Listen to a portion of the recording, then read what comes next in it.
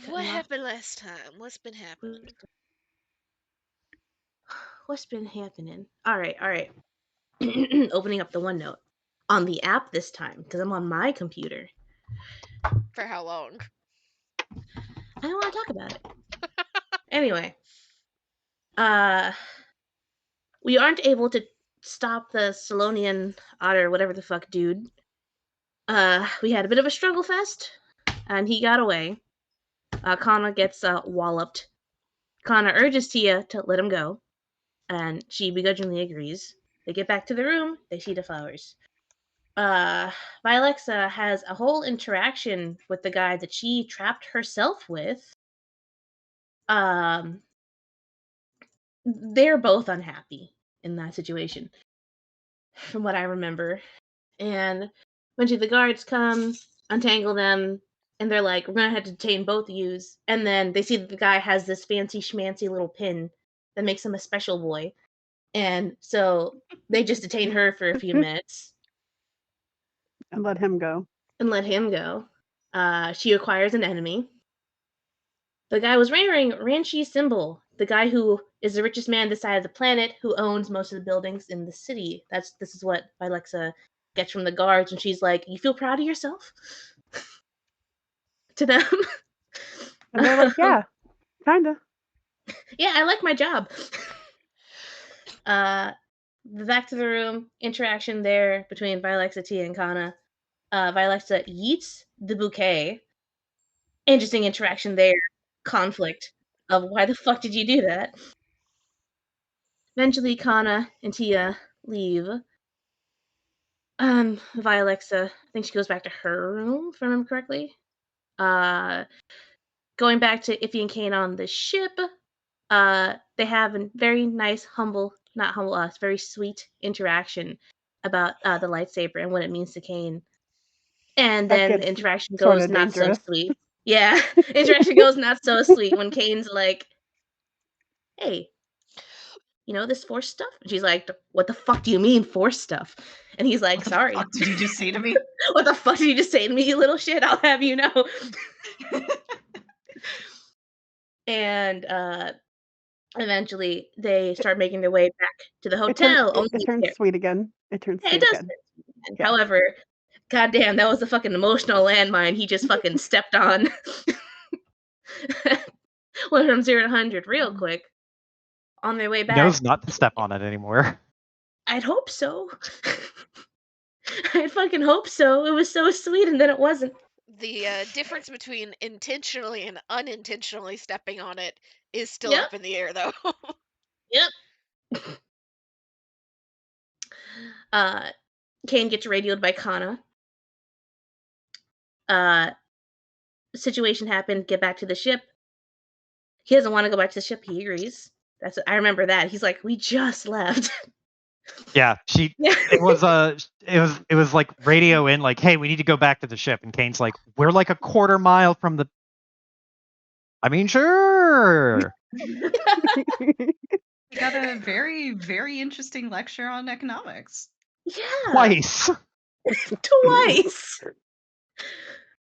Oh, it's so good. Group reconvenes. Kana and Tia inform of the situation and figure out what's going to happen. Kane makes coffee to avoid explaining to Tia the plan, quote unquote, that they made. Leaves Iffy high and dry. Yep. And that's where we left off. Kane should be coming back with the coffee now. Yes. I don't know if I said this.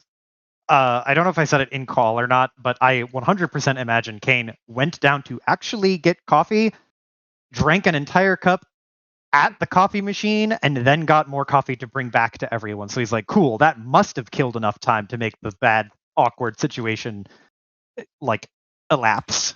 Yeah, if he did tell them about Kane's staring corner. Yeah. She did blow up his spot about that. We're in for the coffee machine. You also forget to mention how Iffy and Tia were. What's the word? I don't know what you're talking about. They were Negotiating? very sus. Very clearly in a relationship, not relationship. Yes. It's one of those things where you can't just obviously say it, because if you're wrong, it's gonna be a whole conversation. But there's definitely something going on. No, Kana fully believes they're in a relationship now. Oh no, are they? I mean, last time I checked, she just works for her. Yeah. Yep. But anyway, that's where we left off, if I remember correctly. Uh, I just kind of just blew through my notes real quick. all There's subordinate relationships are problematic. also for the mentioning a couple other things that Vilexa kind of dropped a hint to Kana, Yes. Yep. and the fuck is that noise? An It's alarm. from your A stream, klaxon? right? Is that from me? Yeah, Yeah. that's a klaxon. Oh, okay. New ambiance video. I'm not used to There's a it. giant space truck parking outside.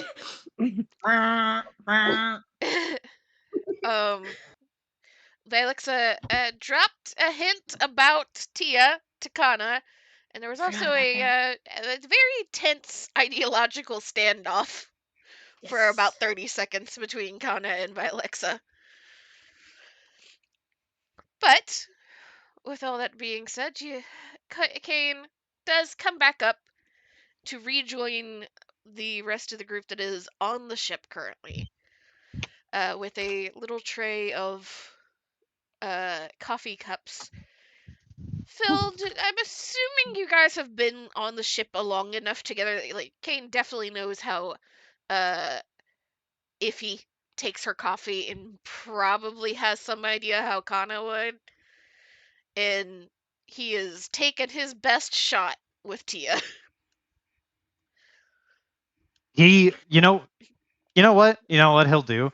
He'll just get Tia the same exact thing he gets, because what he gets is very unobtrusive and boring. What is, if I remember correctly? It's literally black coffee and cream, like straight up the most basic coffee you can get that isn't like brewed black and left alone. Ah, you were so close to greatness. Very close. I Just close to actually greatness. remember Tia's order. Because I remember I asked you what Kane's was, and you said the same thing. And I was like, no fucking way. Mhm. But it is palatable to Tia, all the same. Barely. No, she'll like take the coffee and she'll take a sip of it, and like her nose scrunches up the tiniest bit.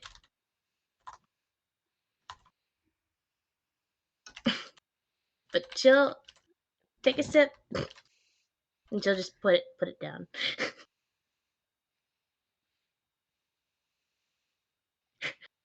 Reach for one packet of sugar. So, did I miss anything? What's the plan? Everything good? I assume so. Yeah, everything's great. What did I say? I told you I could convince her. I mean, she drives a hot bargain, though.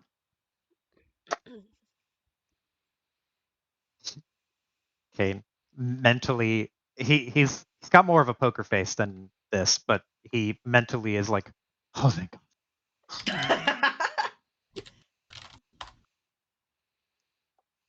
And Tia, who is just like slowly adding the tiniest bit of sugar into this coffee with creamer. Yuck.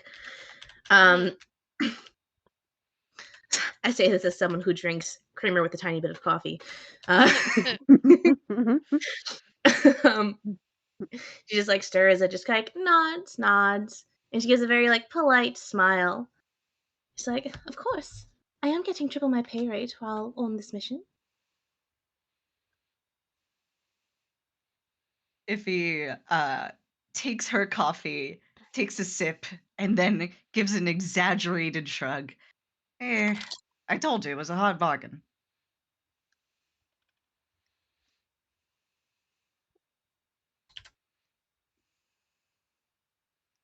Kana has taken one of those little like spearmint candies out of her pocket and dropped it into the coffee and stirred it up. And she's just watching Tia and Iffy, like, with an unimpressed look, like, slowly sipping her drink.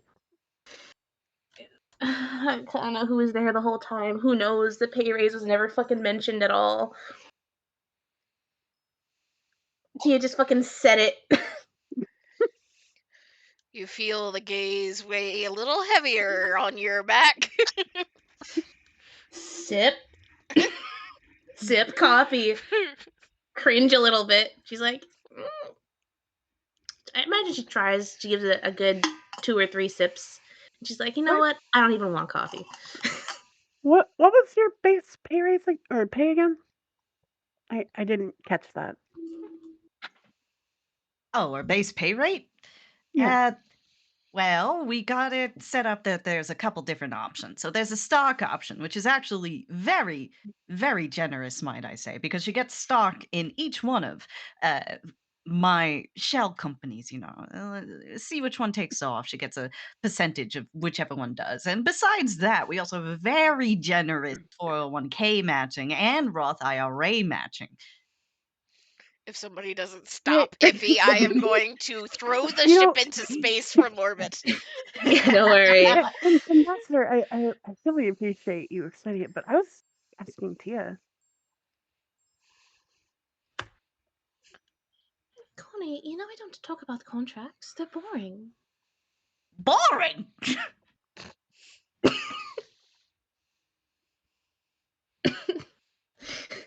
Tia doesn't flinch. I'm just worried about my friend, that's all.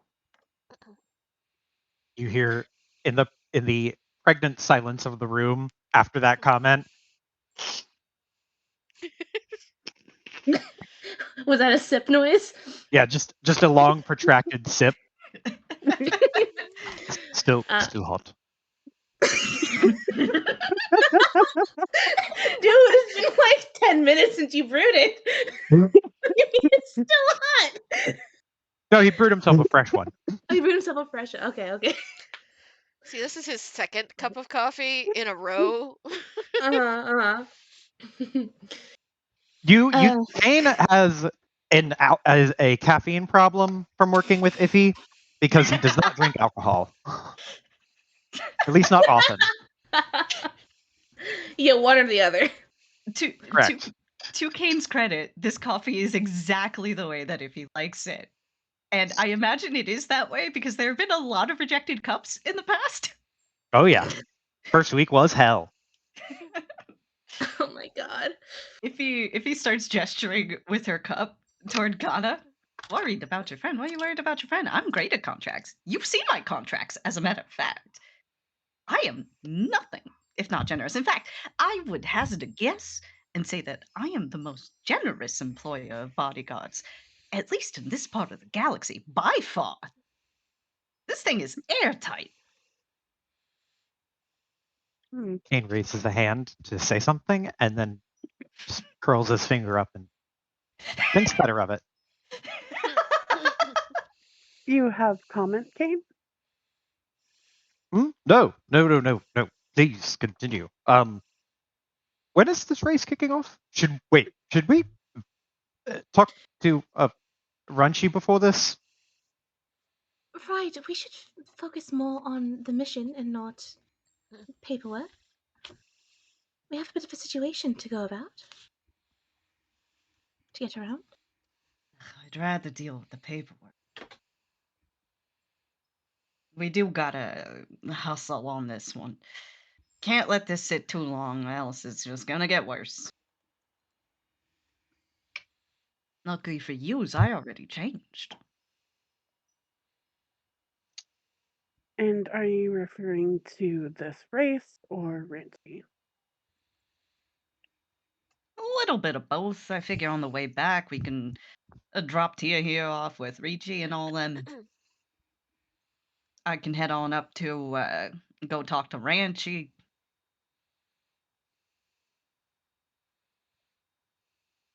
By the way, it's hitting me now. should scan this place, shouldn't we? Did we not? We didn't do that. We got distracted. No, I asked Kane to do that before we got here. Oh, Kane, you You do took that? care. You took care of that, right? He blinks once and looks up, looks over to Iffy, and looks back to Kana. Yes. Knowing full well he did not do that. Fucking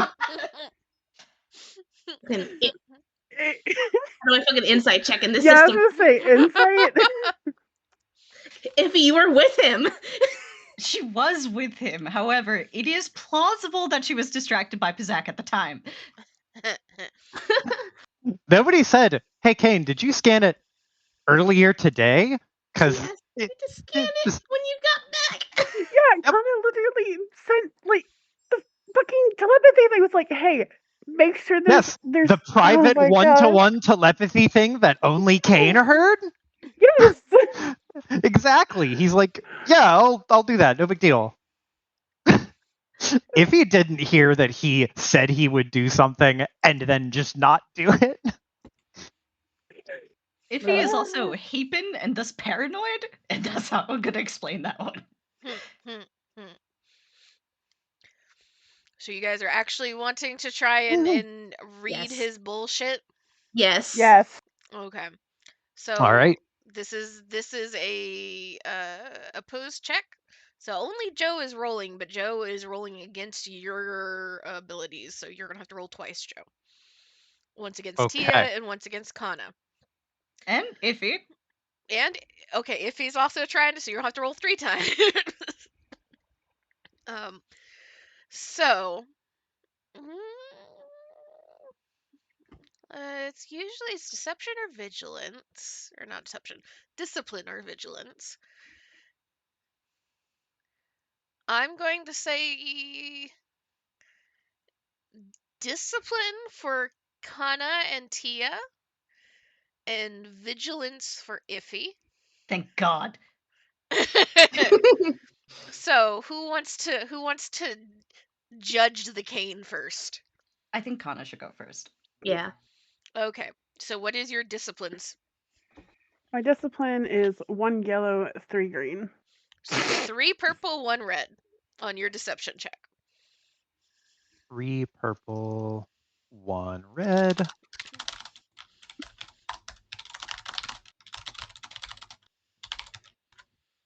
That's a despair, but a success. A despair!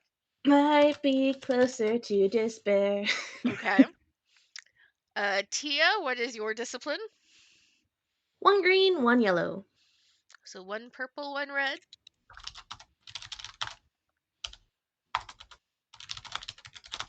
Okay. And what is your vigilance, Iffy? Yellow green. So a purple and a yellow again. Or not red, yellow, red. And whoop. Wow. Somehow that is very fitting.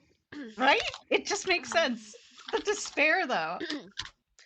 So Tia, you're like trying to figure out if Kane is like telling the truth, and like Kane, you have come to appreciate the fact that if nothing else, he does seem to genuinely care about the safety of Iffy and of this ship. So yeah, you're pretty sure he would probably, if he's saying yes, he probably did. Same for you, Iffy.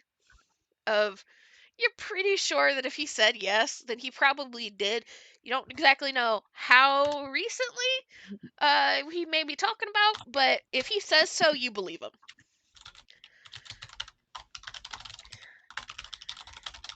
A success and a despair. So at first, Kane, as you are saying, yeah, of course I did. Of course I checked the ship and scanned the ship for anything. Kana, you, like, he seems remarkably believable in the moment. But then, like a second later, he you feel just that little twinge of anxiety through the force. Fucking brain connection. God damn it. You can literally tell when he's lying. And you, like, at first, there's just a moment of, like, well, that's Kane. Kane is a fucking bag of rolling anxiety 90% of the time. And then there's just this little twinge of guilt that follows, and then you're immediately like, okay, so he really didn't do it. It's not just anxiety about the situation, it's I am lying out my ass right now. And there's a moment of, it's kind of impressive that he is being able to lie in such a believable way out loud. But unfortunately for Kane, and fortunately for you in this situation, you have that direct line.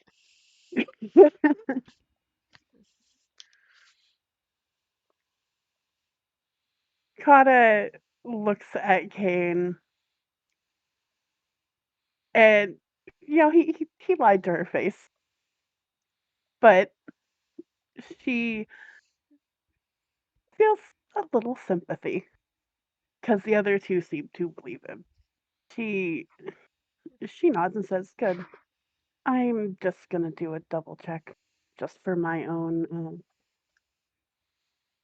reassurance." Oh, you don't trust Kane? I do, but a second pair of eyes can never hurt. You know, he's really good at this. Kane, that guilt just digs in just a little bit deeper. Kane is not sipping his coffee, but he has the cup tipped up like he is.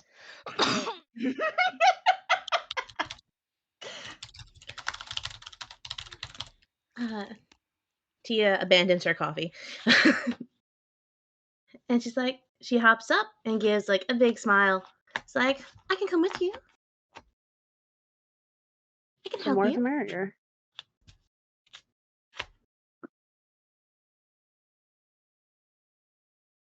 She very, very happily just like, not like trots or skips, but like there's a little bit of a pep in her step as she follows Kana. Very happy. If he takes a sip of her coffee. Anyway, so now where did I leave off with supply and demand? I'm going to help them.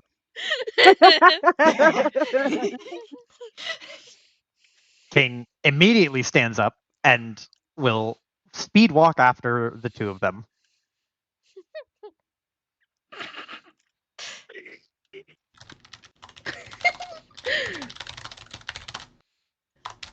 Iffy shrugs and pulls out her online Pizzaki. Jesus. Roll me a D100, Iffy. Will do.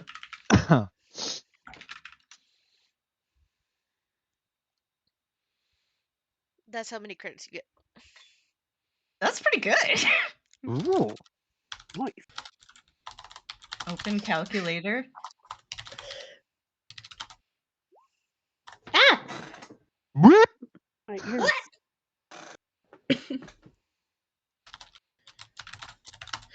I just love that she has two modes. She's either playing Pizzak or she's lecturing about economics. There's no in between. Alright, but is there anything we gotta do to search and scan for They'll be straight up with you at this time. Your Mhm. ship is fine. Okay. Cool. Just a once over to double check. Yeah, it's a good instinct to have. But this Mhm. time, you got enough other shit that you gotta worry about. I'm gonna leave Yep. the ship alone. Thank you. Keep I the instinct appreciate for the it. future, though. You're the bestest. We'll get you a DM mug. Should we try and set up extremely paranoid traps? Like Yes. those little hair things? You. Not this time, though I would say in the future, if you're thinking about ship upgrades, getting some traps and some kind of anti-theft measures for your ship is not going to be amiss. DM is being kind tonight. There's Thank also you, DM. Thank you, Oh. DM. We need to roll. Yep, that's by what that. I just was Yeah. like, oh, about. Oh. DM has, as always, forgotten. Ah. Roll your shit. Damn it. We're never gonna do it again, guys. We're never gonna do it again. Oh boy. Oh my god. All right. Guys. It's Guys. never happening again. Guys. It'll be fine. Come on, Piper? Violet. Hey. Hey. Pretty good. There we I go. feel like Hey. Piper's the one that routinely rolls light side for you fuckers. Hey, I help. I think she might be. But Um. so it's 3 dark side, 2 light side. I'm never using this fucking ambiance again. I have 2 ADHD for random alarms. But yeah, you guys kind of do a scan over of the ship and all the places that people would more than likely place trackers or cameras or microphones, and you don't see anything immediately amiss. And none of your rooms, none of your things have moved since landing. So you're fairly certain that either whoever it may be that is trying to get information or listen in on all of you has not thought of or not gotten around to messing with the ship, or the security of this spaceport is actually relatively decent security. There's a lot of guards, a lot of eyes, a lot of cameras that are around to make it relatively difficult to mess with anybody's ship. So, one or the other, or some combination of those factors, the ship is fine.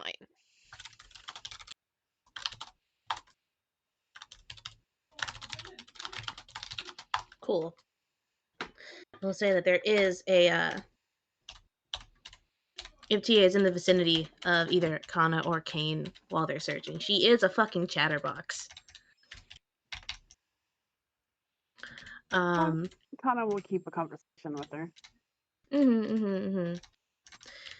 And if So about Iffy. Oh, me?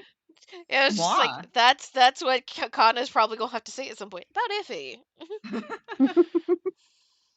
she's too busy telling a really, really very true story about how she wasn't in a Crescent Thumper race, but she was in quite a few swoop bike races, and she almost won one actually.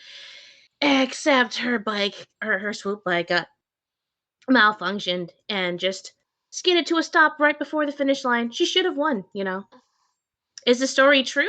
No. But that's what she's chit-chatting about to either Kana and or Kane while they're searching.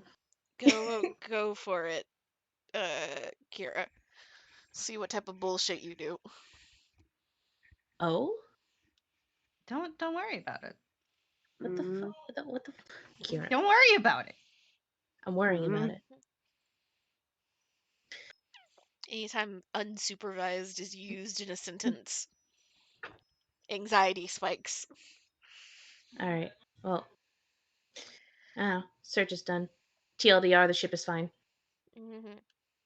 Reconvene. Imagine during this time Tia made herself a cup of coffee. The way she likes it. It takes to go in a thermos. It takes a good 30, 45 minutes to really go through the ship and really look everything over to be satisfied that there is nothing going on. Kind of moving, I imagine, room from room, all three of you at the same time, going and to double check over each other just in case. During this unsupervised moment, let me see here. You're giving me shit to read, man. It's one line.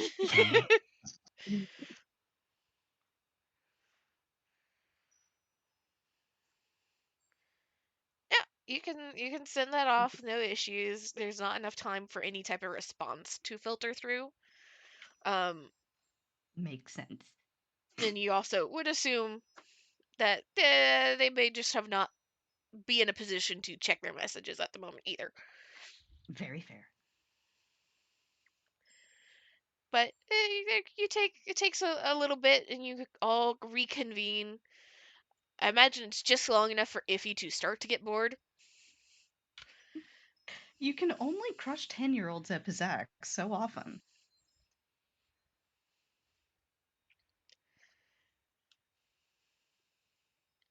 She's just sitting there playing Pizzak, doing another thing.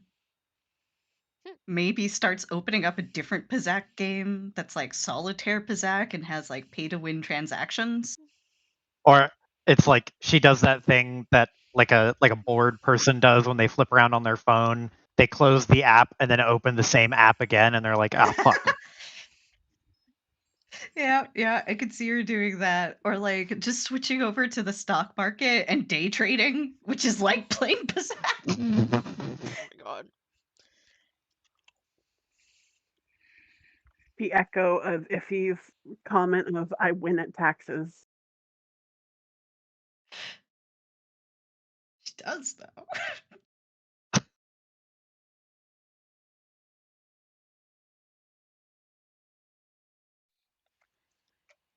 All right, skimmed over the ship, made sure there's nothing fishy going on there. What are we doing now? I forgot I was muted. Yes, you were. Fuck. Do the thing. Anyway. What do we Sorry. miss?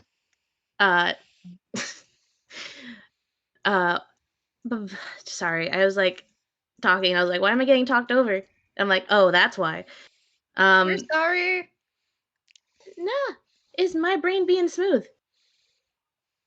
Anyway, after they're done and they're heading back up to Iffy, I don't know, I imagine that like Iffy's like back is like towards like the door that they went through, purely because I would like Tia to sneak up on her. Sure. Like, you know that thing that you see like I'm so sorry. Shut the fuck up. All right, you know the thing where like you see a dog who's like minding their own business, happy, and then all of a sudden they stop for a second, and then they enter stealth mode. That's what happens as the three of them are walking back to their room. They see Hippie tapping away, click clacking away at Pizzak or day trading, and she just engages stealth mode, and she just slowly tiptoes, and just like leans right beside Iffy, and then just hi there. All right, hold on. Let me roll something here. Or you can do an opposed check if you would like. Mm-hmm. Yeah, that might work. That might work. What would you say this check is? So this would be a vigilance against a stealth. Oh boy, I'm gonna lose this one. So who is rolling? So we're both rolling stealth and vigilance? No, it would be Iffy rolling. And okay. What is your stealth, Amy? 4 green. 4 Oh Christ. 4 green. Okay. Oh, I already had 4 purples. That's so convenient for me. Let's give this a dead even. Not as bad as it could have been, but also you don't notice her.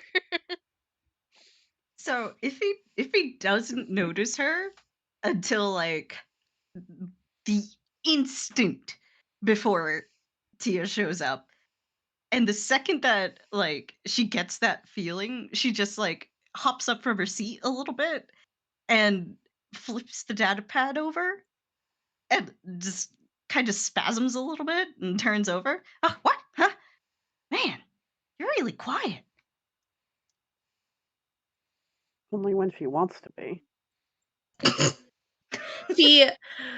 There was like a bit of like smile at haha, she got her. And then Kana says that and her fucking face fucking whips around and like mock hurt, heartbreak. She puts a hand over her heart.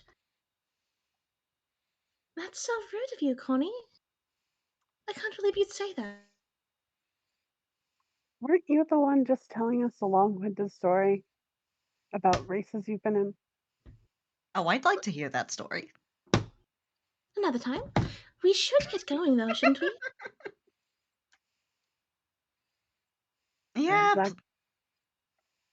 Oh, God. No, after you. I was going to say, where exactly are we headed? Seems like we have a few options. Mm-hmm. There's Regi you can talk to. You can go directly to Ranchi. Vilexa has some spy gear for you guys that she has made, so that she can try to be helpful from a distance, because Regi is not going to react well to seeing her. Oh, yeah, we don't have comms. Nope. Yeah, we don't have comms. Mm-hmm. It's the 1980s, baby. Vilexa has your communication and shit. Mm-hmm. If he thinks for a second. All right, so we gotta get to Ranchi as soon as possible. I figure that's top priority, but we also can't let this Regi thing sit too long. So how's about she looks over the party, just sort of like a beacon sweeping over them. Kana, you're with me. We're gonna go talk to Ranchi. Kane, you go take Tia over to Regi and introduce her to. What was that broad's name again?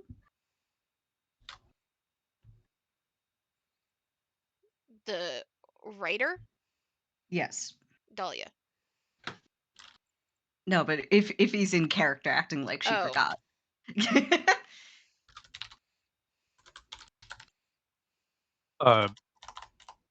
Dahlia? Yeah, that broad. Sure. I suppose we could do that. We'll meet back up afterwards. Well, I'm not staying in my room. You know, I think I'm gonna need to reserve some new rooms. So how about we meet up in the lobby of the hotel after, yeah? And I will remind you that Ranchi, who you've got the invite from, is also the same person that you have to convince to let Regi's Thrasher be in the race. Yes. Are you saying that we should all go together then? Or that we should do that one first? I'm just like, it's the way that some things have been phrased, it made it sound like you guys didn't realize. So you're gonna, to give you some meta knowledge, if you go to Ranchi, you will have to do both the meeting and the convincing to race. We will have to do both of those? Is Yes, that what? at the same time. You got one meeting with the man right now. Yeah. Mm-hmm. Is that something that we want to try and do then? Or do we want to try and break it up into 2 meetings? I think doing the one meeting is fine, personally. Yeah. We could just all go as a unit Mm-hmm. to Ranchi. All right. That sounds good then. Let's do that. Strong arm him. No outs. Let's all go talk to Ranchi then, and try to do. Are we doing just introductions, or are we trying to do both things at once? You would have to I do say it all both. at you'd have to do it all at once if you want to get the race in today, which is what Regi was trying to do. All right, then let's try and do that. You guys gonna go grab the hacking shit from Vilexa first. Oh. We do need our Balls. communications at the very least. Sure, if we need our communications.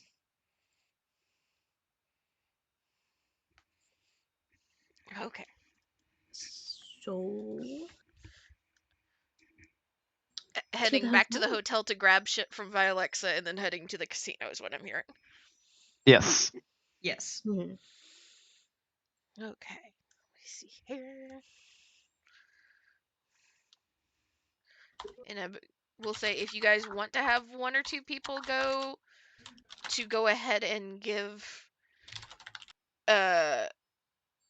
Tia a head start on trying to figure out how to ride a Cretan Thumper, because I am pretty sure she's never ridden one before. She has never fucking ridden one. She's seen them. Yeah, you definitely have Plenty. all of you have seen them because they Yeah. are a pretty common beast of burden in the galaxy. Yeah. She's probably at most petted one. You can send her that direction to give her a head start.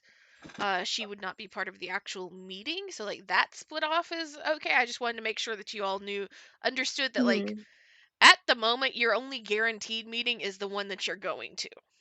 Yeah, because I feel like that would be a good split off to give Tia more time. Because in a social situation, she's not going to be all that mechanically useful.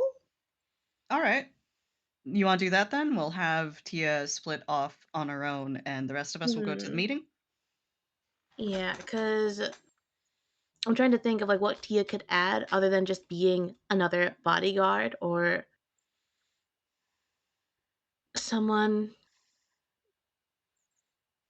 But yeah, no, I feel like it'd be better that so if this does happen, if you guys do manage to land this, she can get as much time in as possible. Because she doesn't know what the fuck she's doing. Yeah, that sounds good to me. Okay. All right.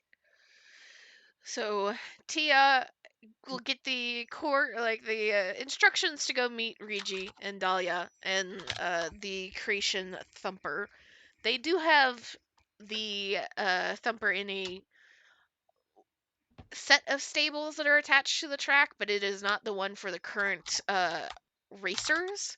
Is one more for like race Thumpers that are being trained at the moment or are on kind of medical hold. So Ranchi was nice enough to let them have the Thumper on solid ground and out of the ship's hold for a bit. But you can head that direction to meet them. And the rest of you go swing back towards the hotel to speak with Vialexa. Vialexa, in the meantime, since they have left the hotel, was there anything in particular that you were wanting to do?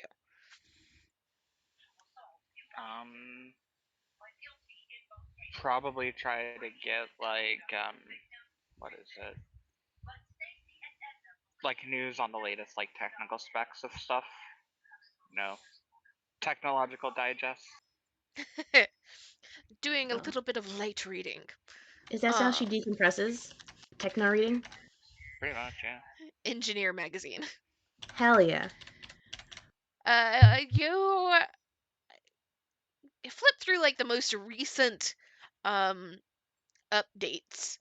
from various technological magazines and journals and sites and blogs that you find to be some of them useful because they're usually correct or usually perceptive about things. Some of them are more so that you can read. And is Vilexa the type to, when they read a really stupid article or a really stupid blog post, to go down into the comments? Yeah. So you managed actually, to... Go ahead.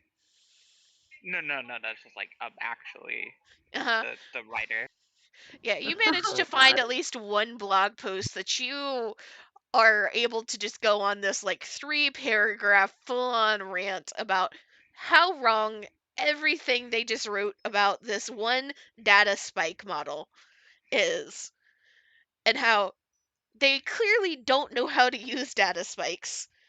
Because why would you care about like the design factor of this if the thing doesn't work? There's already you post that and you click away and start reading something else, and it's been like 10 minutes and you're already getting pings in your messages of people that are responding to this comment. So you've started a little online argument / debate, just dumpster fire on this person's blog. Flame wars. You mad, bro? Brings you a great sense of satisfaction because you didn't like this blogger anyway. You also find... Hold on. I did not know that Vialexa liked to go through the technospheres. I will have to update my shit in the background so that I can accommodate this. I imagine Z has a little like It's part tab. enjoyment and part research because, you know, if they're going into like high tech spaces, then she needs to know what she's dealing with, sort of thing.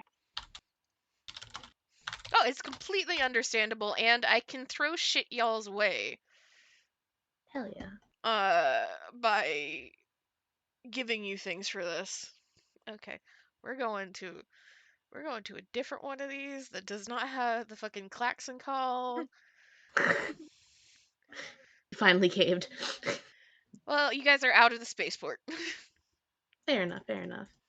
Let's just imagine that Z, you have this like little note of like each character's special interests. You're not too far off. A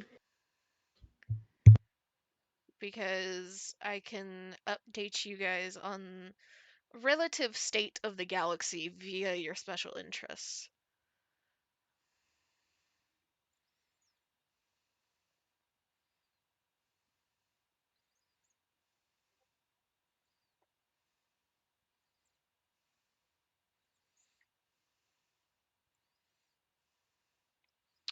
Okay. Where are you on the map? I need to double check this.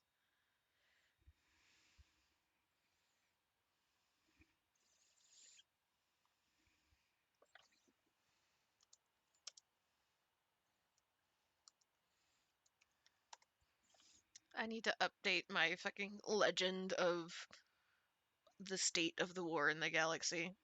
Yes, I do have one of those. I just have not updated it since you guys left Abafar.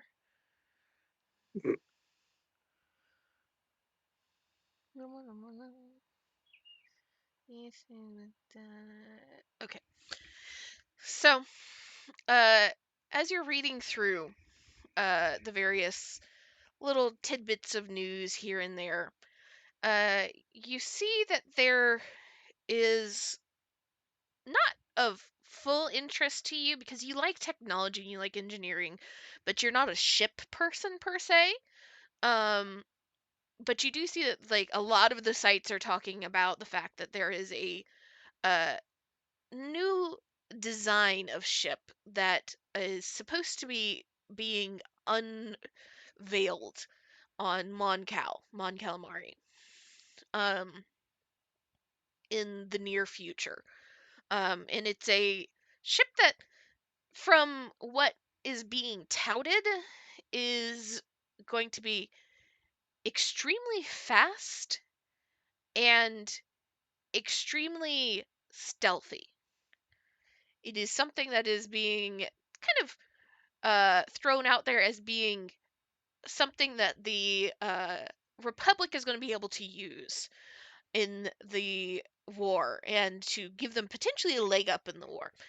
However, there's concerns being thrown out because Mon Calamari is very close at the moment to Imperial controlled space. And there's a lot of back and forth about needing to postpone this reveal or move this reveal or even potentially abandon the shipyards on and around Moncal. However, corporate secrets is being thrown back to those arguments of we can't because then that will mess up and like give our opponents the ability to have this ship where it's supposed to be ours. So there is that back and forth happening, and you kind of skim through some of it with a little bit of interest, and then you move on, and you see that there is a little bit more of interest to you, not quite as technical, but more what you see on kind of fringe sites. A concern about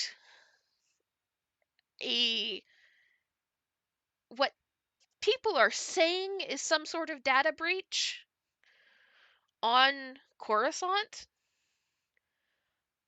but it's not been officially talked about. It's not been officially announced or responded to, or any government body or law body actually saying, yeah, this is happening, this is what we're doing about it. But a lot of hackers, a lot of security experts are saying that they think they saw this happen. They think they see the remnants in kind of digital space. And they think they're seeing some information, nothing important right now, but some information that has gotten out that should not have gotten out, that could only be either a data breach or a leak. And usually word of leaks get to, or like whistleblowers or whatever you want to call it, gets blasted out a lot faster. So there's a lot of rumblings about a data breach on Coruscant, which again is the Republic homeworld, essentially the center of the Republic.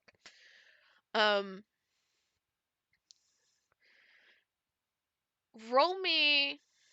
Are you wanting to deep dive? Or are you wanting to just kind of doom scroll? I'll deep dive. Okay. Roll me a computers at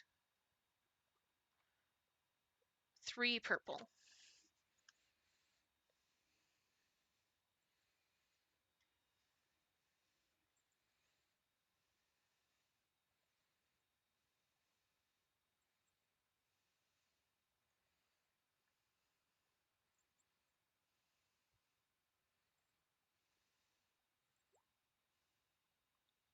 Okay, goddamn. So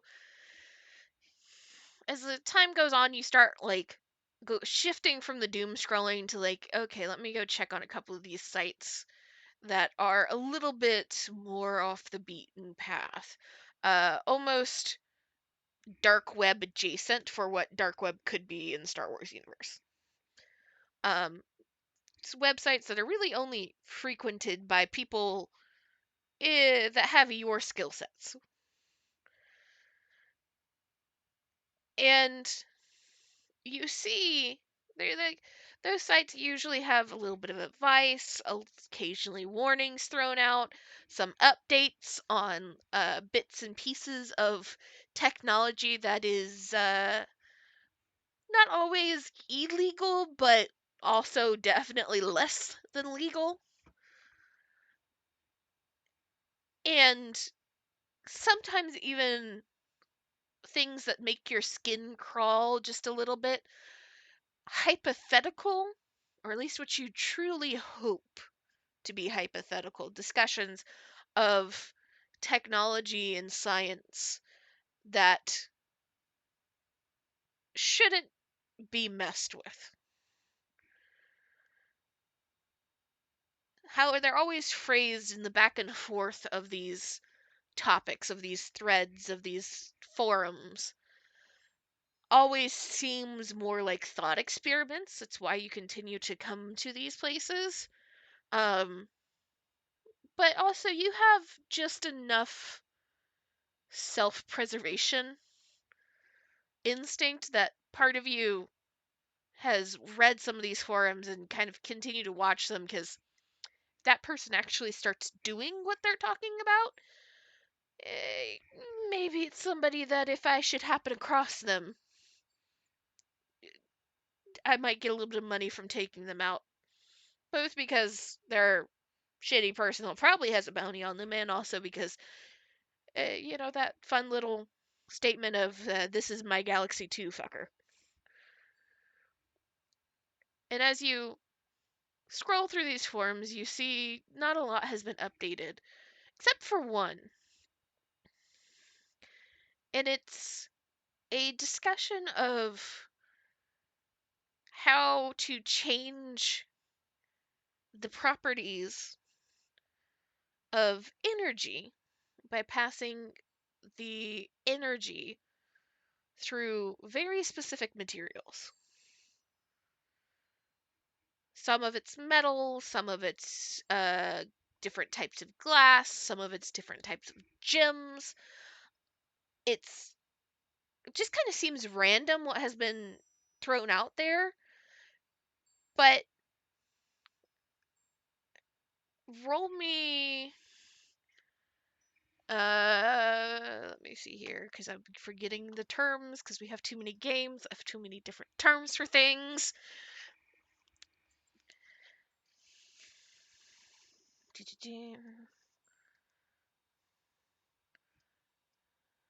You can roll either education or warfare under knowledge skills with 3 purple.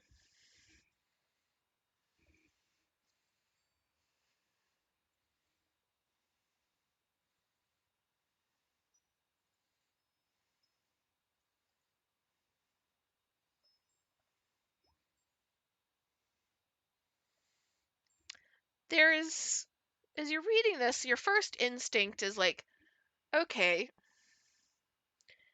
we're changing the properties of energy by passing the energy through things. That might actually have some effects on weaponry. And your first instinct is like, okay, well, what if we just like slap a lens of this glass that he's mentioning over the end of a blaster barrel? And then your brain starts to spiral a little bit further. And now you're just kind of stuck in this loop of, okay, what would happen if we put this over blaster barrels or over the ends of some of the emitters for our crossbows or lightsabers? Oh, that would be really bad. And so you're just kind of in this loop of consideration as there it comes a knock on your door from whoever is going to be the first one to go grab by Alexa and grab the shit she made.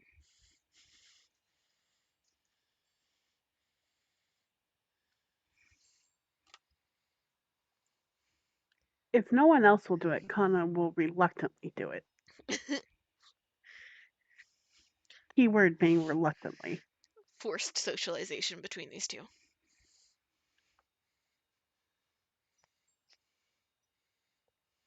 I'm now interested to see how this goes.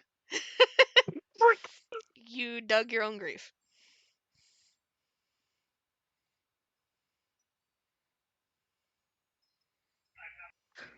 Inkira's muted. She can't even help you. Have fun. I mean, I can go if you want me to. But I just made popcorn.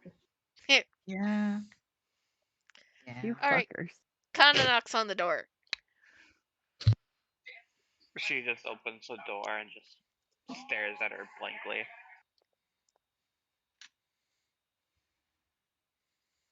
You were working on our communicators, weren't you? Do you happen to be done?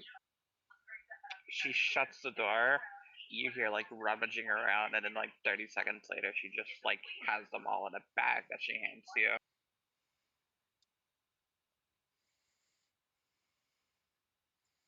Lana will take the bag and open it and look through the things. Is there anything we should be aware of? Any changes you've made? Well, they're more secure now. There's a spy camera in there. Put it to whoever. What else did I make, Z? Oh, I made like a remote hacking thing, right? No, or did I not? No, you didn't have time to make that. So you did the secured comms. You did the remote camera with the kind of expectation that whoever has the remote camera is going to be the one that you can then guide through hacking, or guide to look at things that you might then be able to hack. And you do have a data spike that you can pass off to one of them, or you do have the ability to either go to the casino or outside the casino yourself, separate from them, and help them along. I'll try to stay on the side rather than going in. But if I can, like, do something from the side, I will. You would be, it's one of the things of, if you go into the casino, it'll be easier access to places to hack, places to get into the computers, because you can just plug directly into the computer network. But it'll be harder to avoid being spotted and questioned. Outside, you can't hack into the network itself necessarily, but you can, if you have thoughts of other things, like you're not going to be able to access data from Ranchi because you're not in the network. But if you have other things that you can think of that you can feasibly do with hacking or mechanics on the outside, you can try those. So, like, maybe fucking with lights or sound system or things like that. You can do that from the outside of the building. You will have an easier time with the stealth, but it is harder to get into those systems from the outside. I'll at least go outside, and if I need to, I'll go inside.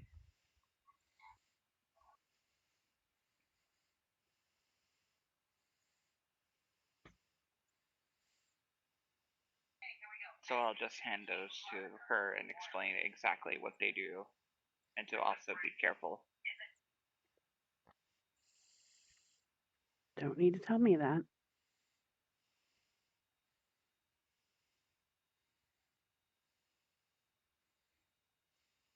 Oh, and tell Iffy that there is a big data breach on Coruscant, so be careful.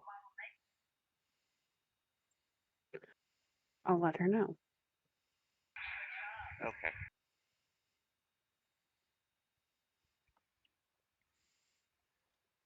Be very cordial. Nothing else. She'll head back to the group. Oh boy. But yes, everybody has a return to comms again.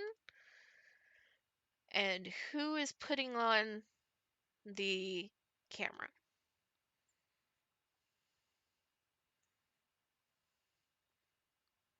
Out of Hint, Kane, the Kana, sneakiest and Iffy. person. Sorry, what'd you say, Piper? The sneakiest person. That would be probably Kane. I know it does not die. Certainly not if. I think two of the sneakier peoples are not going to be there. All right, the two rogues have been like jettisoned out of the building, so now we're just handing it to the Kane. fighter and hoping for the best. Yeah.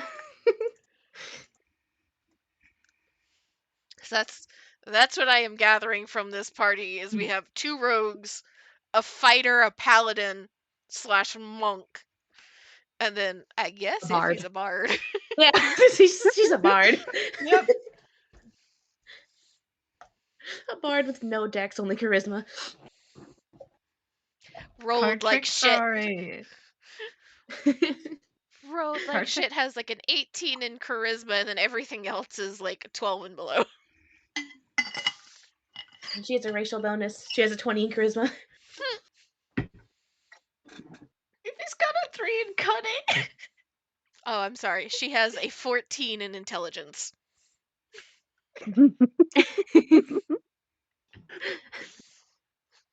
But its intelligence is only like numbers based. Anything that is not economics, she can't do. I feel like she's got at most average wisdom. Yeah. All right, so we give Kane this camera thinger. Mm-hmm.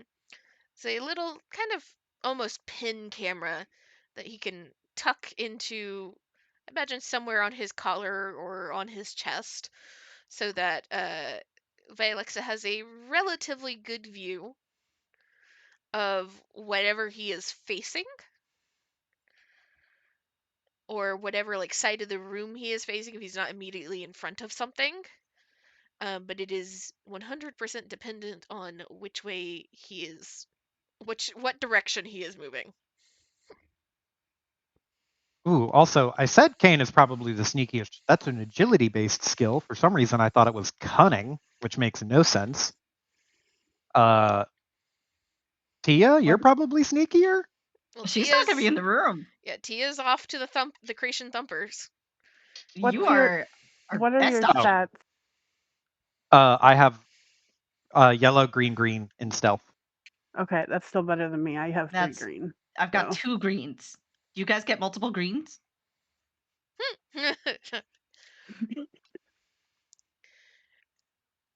Okay. So yeah, you're still the best bet here. Well, Like I said, the rogues are having to pass it off to the fighter and hope for the best. So, let's see, where do we want to go with this? We shift gears over to Tia first. Ah, shit. Good thing I sat down. Yep. As you said that. So I feel bad. I forgot that might have been an aspect of the room. I thought it was just going to be discussion. My bad, guys. what? Talking about this concealable camera. So you head off towards the casino, and then right as you're kind of approaching the main entryway towards it in the kind of almost town square area that is in front of the steps leading up to the casino proper, you veer off and start walking around this building. It is a massive building, and as you walk around it, you move from being surrounded by crowds of people in relatively nice, some of them very, very upper class, very rich kind of finery, to, what people could scrounge together that looked appropriate. You move from those around the outside, and as the entryway grows further and further away, the crowds kind of thin, and then you start realizing you're surrounded more by workers, employees of the casino, employees of the other businesses immediately around the casino. More of your average Joe. And as you round the final corner towards the back, where the racetrack and the stables, and even on the far side of the track, there is stands to watch if you want to sit outside and watch and not go into the casino. You are first immediately hit as somebody who has pretty much grown up on ships and not out. You're immediately hit by just the smell of animal. Just anecdote of growing up in the South, where literally there is a horse farm down the street. I don't realize how used to certain smells I am until people that are not from the South and not from these types of areas show up, and I'm like, hey, let's go to like the fairgrounds. And I forget there's like a cow show there that day, and they're like, oh my god, it stinks so much. I'm like, I didn't even smell it. I didn't know that there was a smell here. That's what you get hit by. Just immediate manure smell, more or less. And there's just a split second in the back of your mind of like, maybe I shouldn't.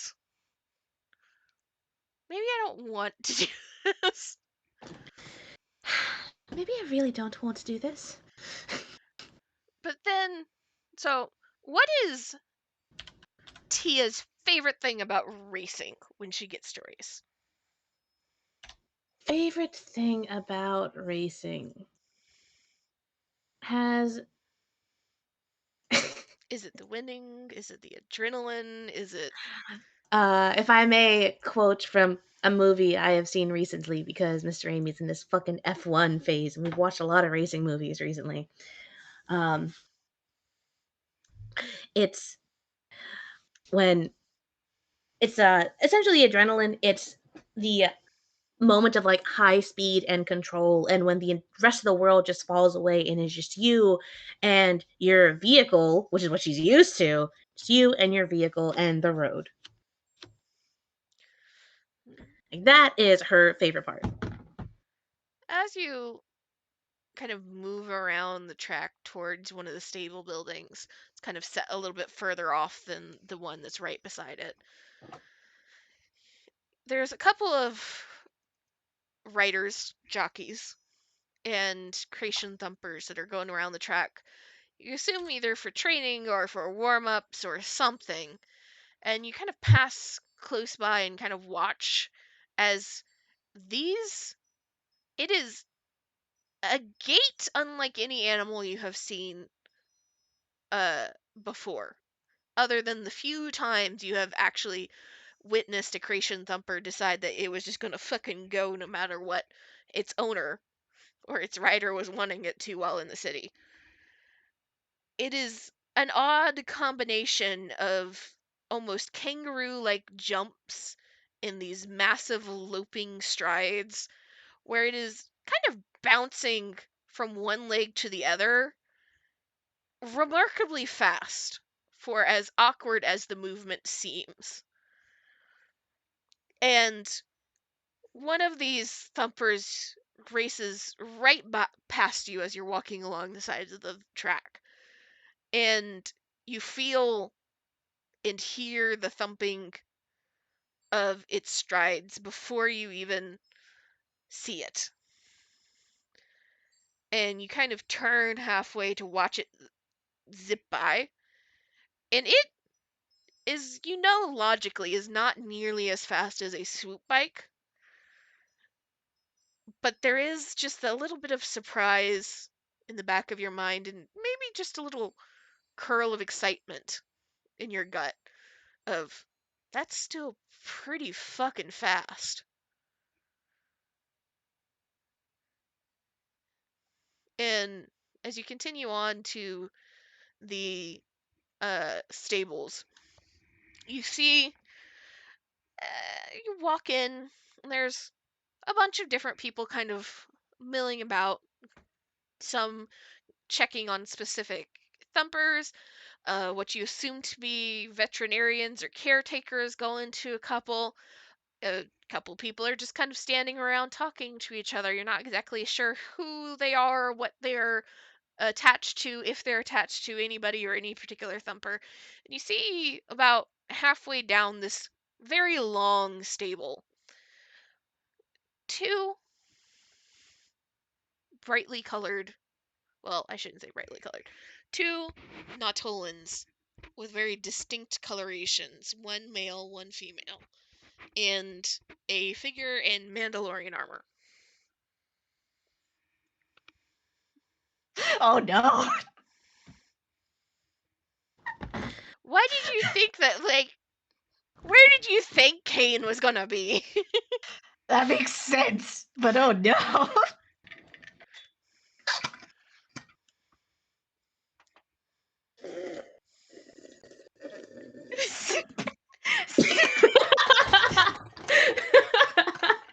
Sorry, I saw the opportunity. I had to. I just refilled my water bottle during that description. That was just perfect timing. Okay. She sees them. Have they spotted her yet? Or does she just like see them as she's like You in the just distance? see them as you're kind of walking through. That Mm-hmm. they cut very distinct figures compared to everybody else. Number one, a fully suited Mandalorian almost always stands out in a crowd unless there's a whole bunch of other Mandalorians around. And then there's no other Nautolans that you have seen at least working. on this planet. This is not a water planet by any means. It is humid. It is tropical. So you have seen a couple that you assume to be visitors or tourists or people going to the casino, but they're few and far between.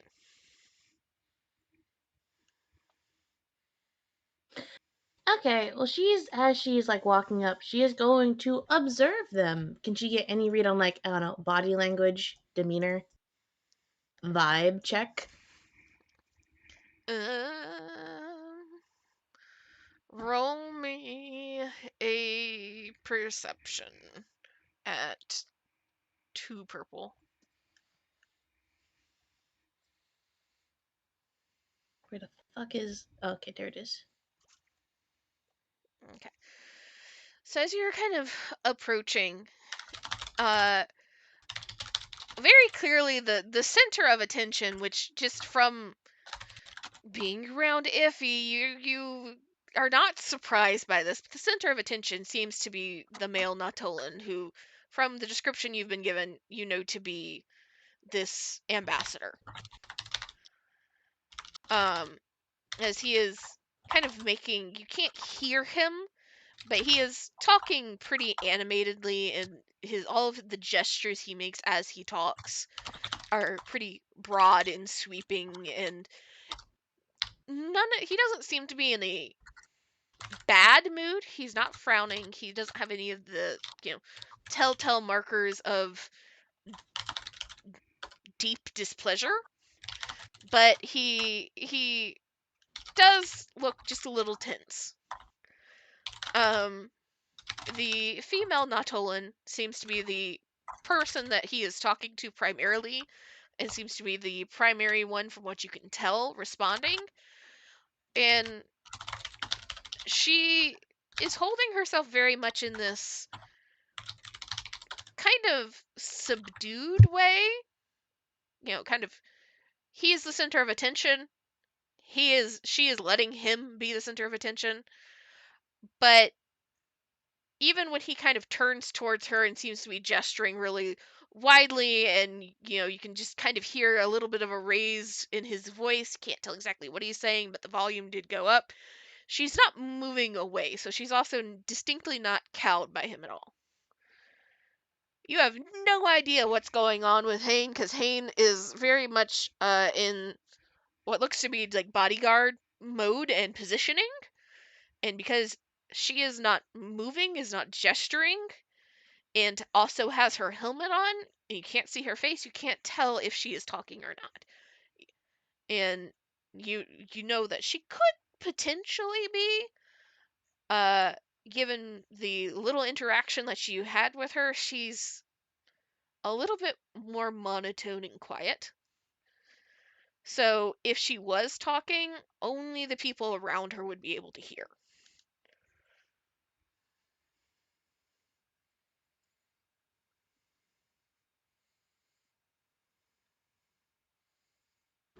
Okay. Well, Tia's going to take her as she's walking up. She's going to just like observe their behavior, get her read on each person, and kind of just like think to herself for a bit as she's walking. And as she's as she's walking, she's kind of just like puts a hand in her pocket, and I imagine that there's just like a spare 3/4 inch washer that she's got in there that she's just like twisting in her fingers like one would an old coin. And she walks up and she is 100% in her mind debating and the pros and cons of what Tia is she gonna be and how best to approach the situation. And eventually, as she settles on the version of Tia she's going to be with these people, uh, her fidgeting with the coin stops, and she,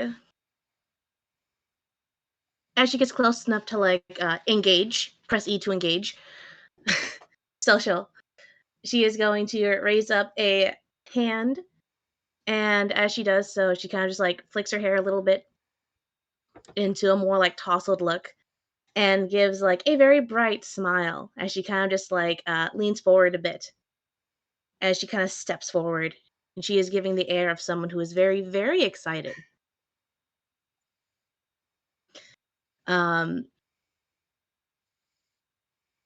as she steps forward. Hi there. Would you be the Mr. What was it, Reggie, that I heard so much about? As you approach, you're still a good couple of feet off, kind of prepping yourself, when you see just the slight shift in stance from Hane as she clocks you, kind of turns a little bit so she can see you a little, or at least you assume is looking at you a little better, but you can see a little bit more of the faceplate on the helmet. And then you can almost see the moment when she kind of places where she knows you from. Goes from very tense of, okay, is this a threat, to still tense, because when is a Mandalorian not tense? But the twitchy fingers towards the blaster are no longer twitchy.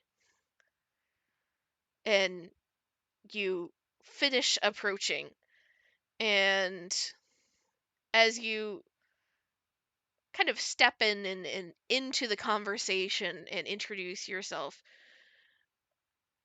Rigi turns towards you, and you see kind of a slow blink, and then you're good enough with people, you can tell there is a moment of confusion, and then either genuine, you're not sure if it's genuine pleasure or a mask that gets put up, but you just see a slow smile spread across his face and just almost blindingly white teeth compared to the kind of more muted tones of his coloration.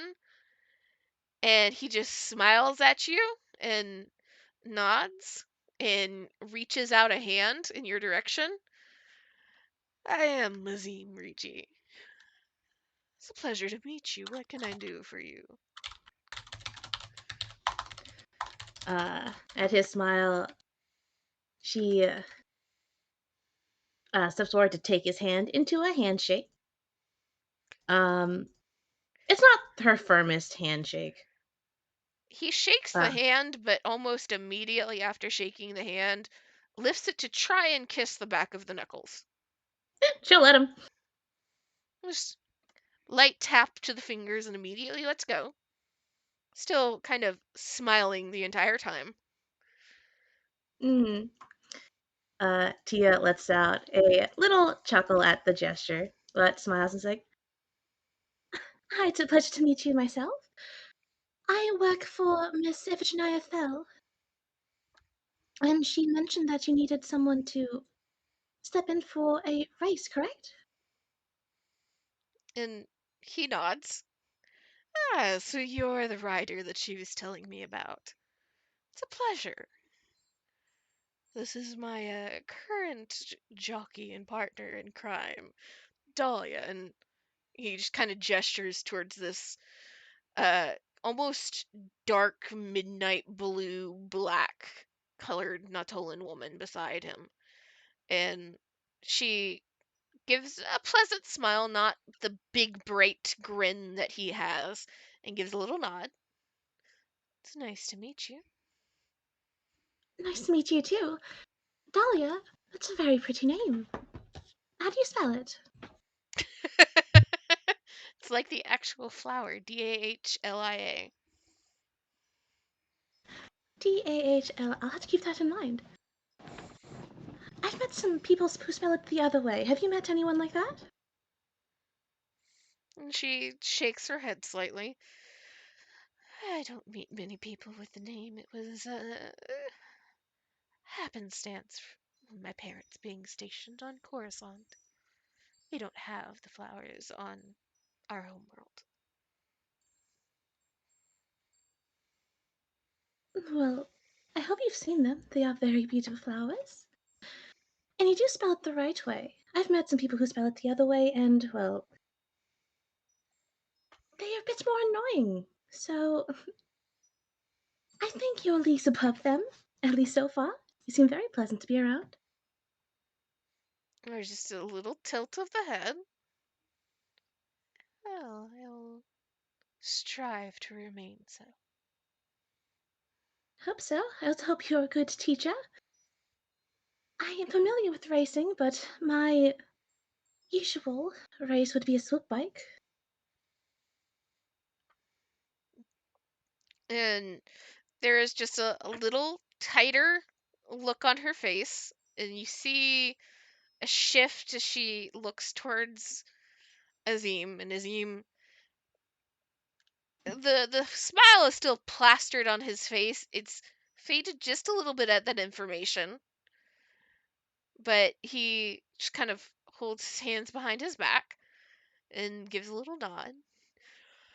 Well, I can't say that swoop bike racing and creation thumpers are too much alike, but, well, maybe you just have a gift for all of it. I certainly hope so. I saw them racing over there, and it looks incredible. Nothing quite like it, in my opinion. But let's introduce you to the real star of the show. And he kind of moves aside towards one of the stalls that they are near. And inside, you see just a massive, extremely muscular creation thumper that is almost completely this dark chocolate brown.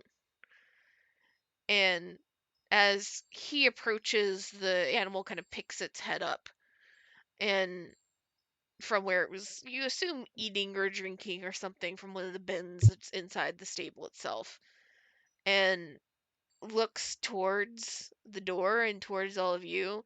And this thing is several feet taller than you when it's standing at full height.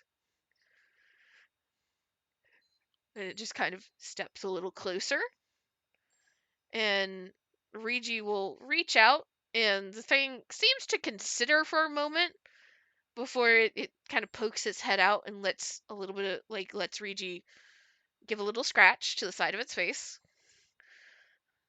This would be Gala. Yeah, she steps closer to examine it. This is a fucking big animal. Oh yeah. She's massive. She is giving a face of like, wow. You know?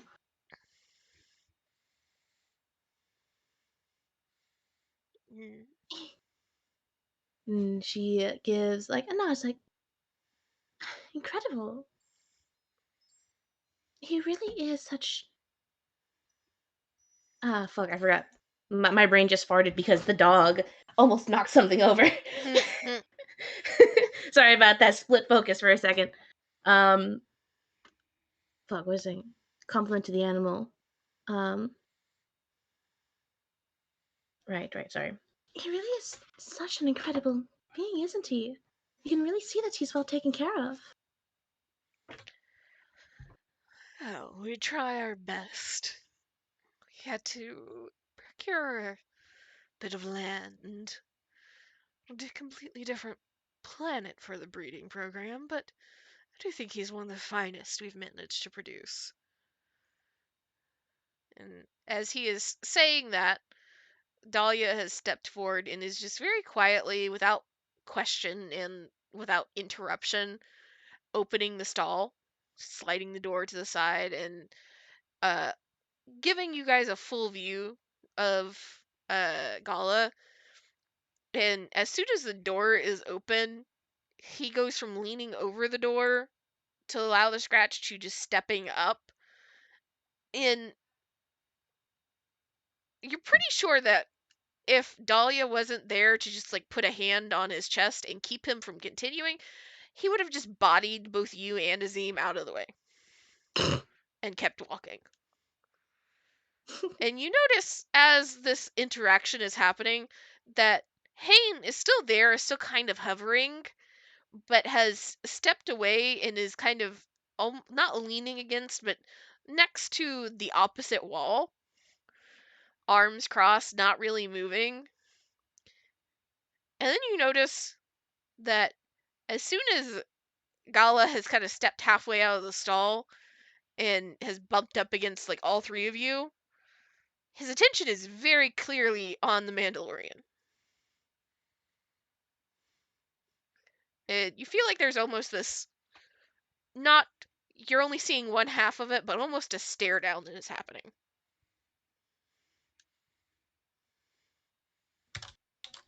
She's gonna turn to Dahlia and like raise an eyebrow.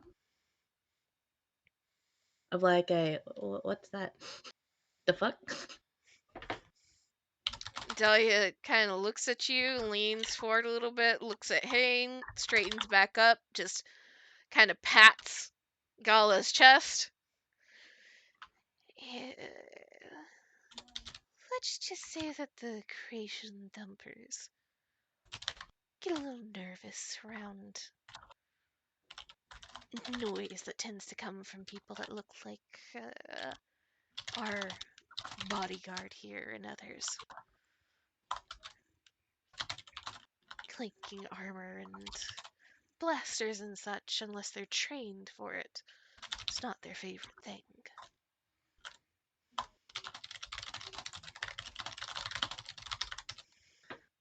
Right, I'll make sure to keep that in mind.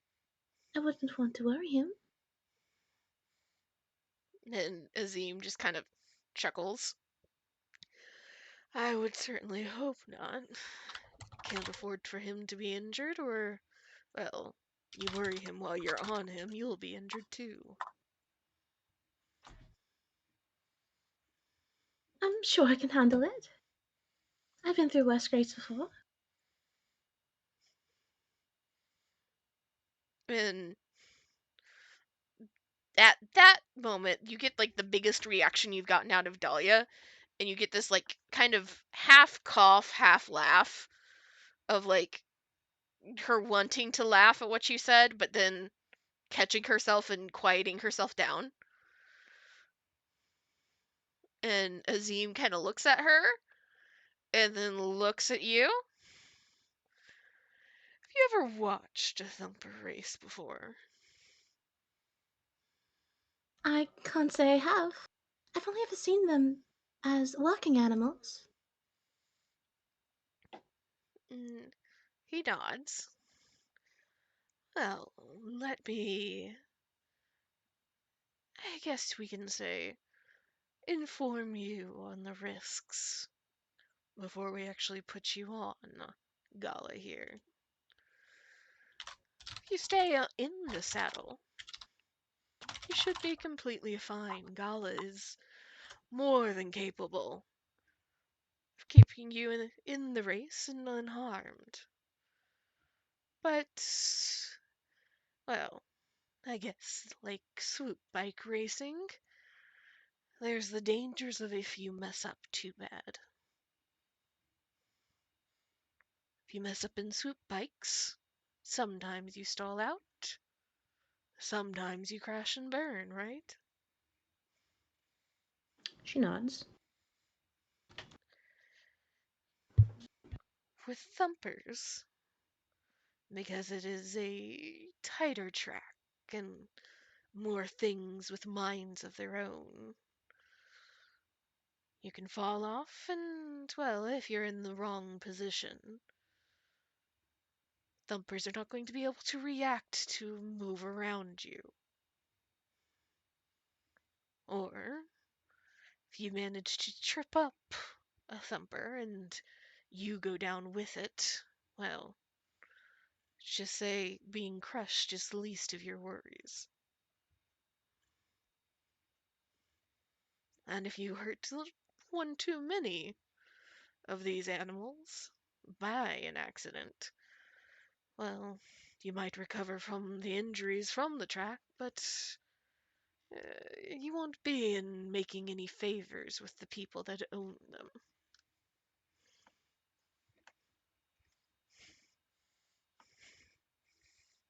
She's just nodding along. She's taking this very, very seriously because it's a very serious topic. You're still interested in trying, then?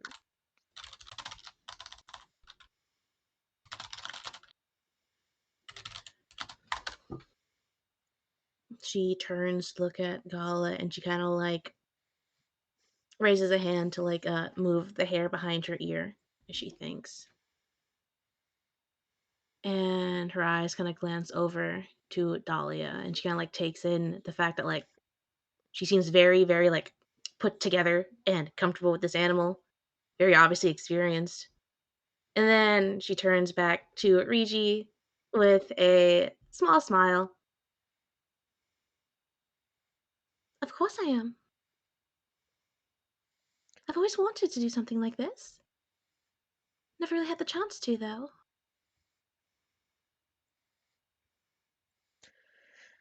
Well then, let's see if you can manage to stay on with a few test laps then. And as he says that, Dahlia starts to put on a bridle for this uh, thumper. And it takes a moment to get his attention so that she, who is very short, can get him to come down and put on the bridle. And then they start to lead you out of the stables and towards kind of a um, paddock of that's fenced in that there's not any other thumpers in currently. So you kind of go into the gate and there's a couple of saddles have been placed on the railings to the fence and they start to uh, saddle up Gala. And it is both more work than you expected and also far less than you hoped for in some ways. As you see how much effort it takes to properly saddle this creature and secure everything, but also there is no safeties. There is no seatbelt. There is no place other than just where you put your feet and holding on for dear life. Aha, so Kaya would have a fucking heart attack.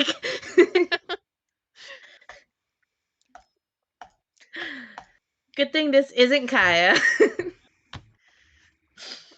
And once Gala is fully saddled up and Dahlia seems to be satisfied with how he looks. Mm-hmm. They both pretty expectantly look towards you. Okay. Well, she's going to approach Gala very calmly, very quiet. She's going to reach a hand out, touch, like where one would like grab on to hop on. See, this is a fucking living being, big ass There's animal. just a little nervousness as you have not tried to interact with Gala at all to this point.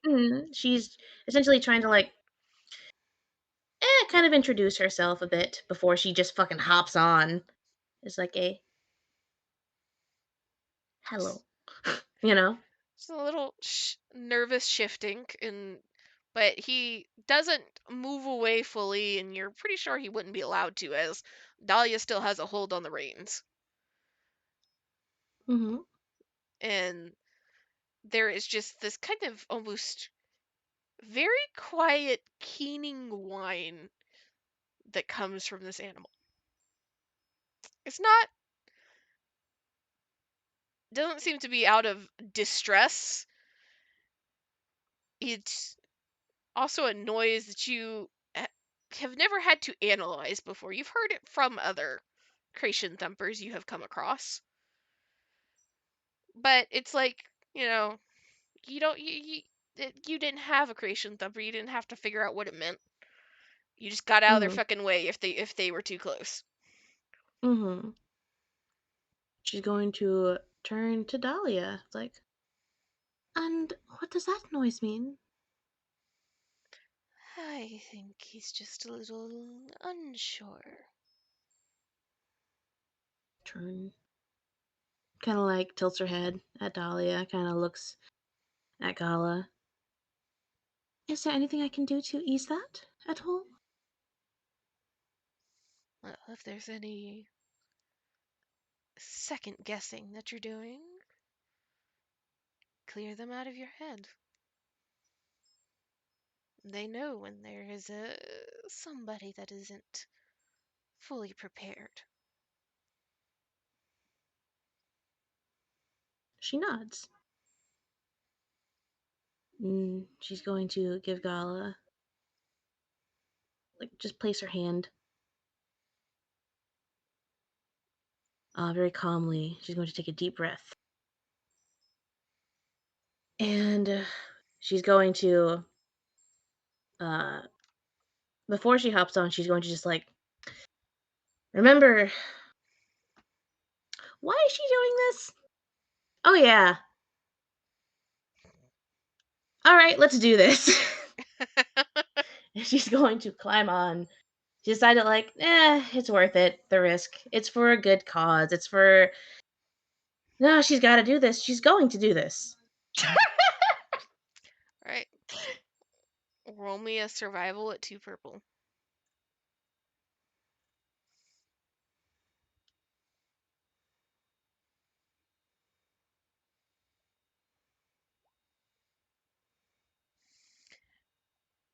You hop on this animal and settle into the saddle, and you have just long enough to kind of settle in and like reach for the reins before this thumper starts moving.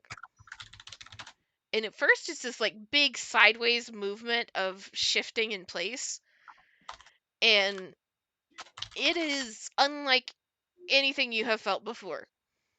You're used to the rock and sway of ships in turbulence and of swoop bikes that are catching weird drafts in their movement, and you are used to things moving underneath you, but to feel the bunching and tensing of muscles before the movement even happens is deeply unsettling. And it takes a large step to the side, and you just kind of instinctively lunge forward and like grab the reins really far up high and have just enough time to curl your fingers into the reins before this thumper just starts moving.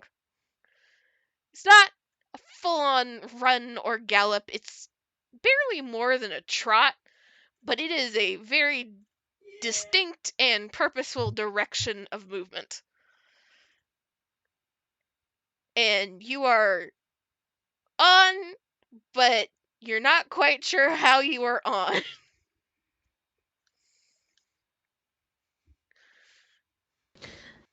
Okay. What she's on.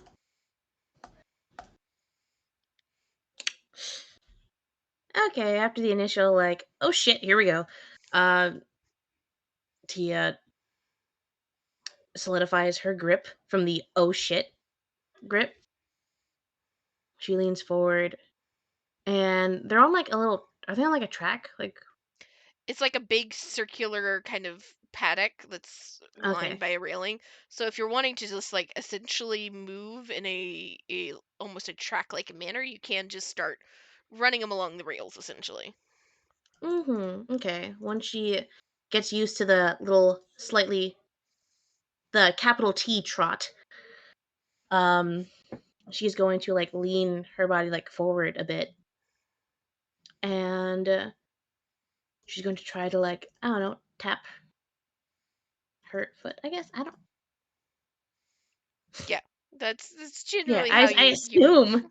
Yeah, I've seen one half of a horse movie in my life when they played it in school for a movie day. I assume there's a thing of like tap foot. Um, as she like gets used to the trot. She's like, "All right, Gala, let's see what we can do." All right, so you tap your foot against the side. Roll me a survival at 3 purple, but I will give you a blue for some of the descriptor that you gave.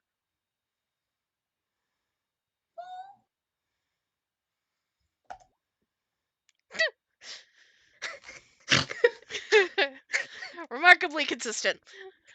That's all we fucking need, man. As you lean forward and kind of tap your foot against the side of Gala, Gala almost like it feels immediate as he changes pace mid stride, and you start to get more of this from a pretty steady kind of bouncing movement of relatively short but quick steps. His strides start to lengthen. You start to get more of this like up and down bounce, almost like if you were on a merry-go-round. The up and down movements of a merry-go-round carousel horse. And you realize that the faster that he is going, the smoother the ride is. However, the far more jarring the moments where he is hitting the ground become. You start feeling it in your legs and you start feeling it in your arms, and you're having to brace yourself in a way that you find is not too far off of how you can brace yourself on a speeder where you are kind of hovering above the seat rather than sitting fully in it. I kind of imagine like the similar impact of like taking a really tight corner. Mm-hmm. Okay. She is connecting things in her mind. And she's going to like adjust her position a little bit, kind of put less she's going to try and center her weight a little more like forward, kind of like hugging against him a little more, and putting more of her weight on her legs against his side so that her weight isn't directly downwards. It's I don't know how to describe it, but you know what I mean? Yeah. Try to like lessen the impact, but still keep her secure against him. Mm-hmm. And well, this is about testing and seeing what they can do. Tap, tap, tap. Okay. Let's keep going. Need one more survival check at 4 purple and 2 blue.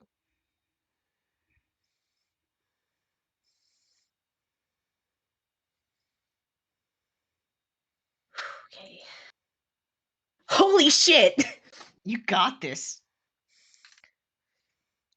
So you reposition yourself and adjust your center of gravity and where your weight is, and kind of try to strengthen your core just a little bit to help take the brunt of the downward momentums.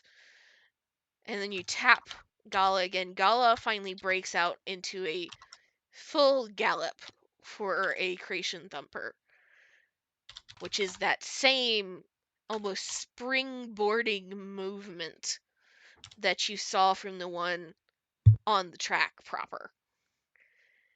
And the first full leap into a landing, it is damn near a amusement park thrill ride to you.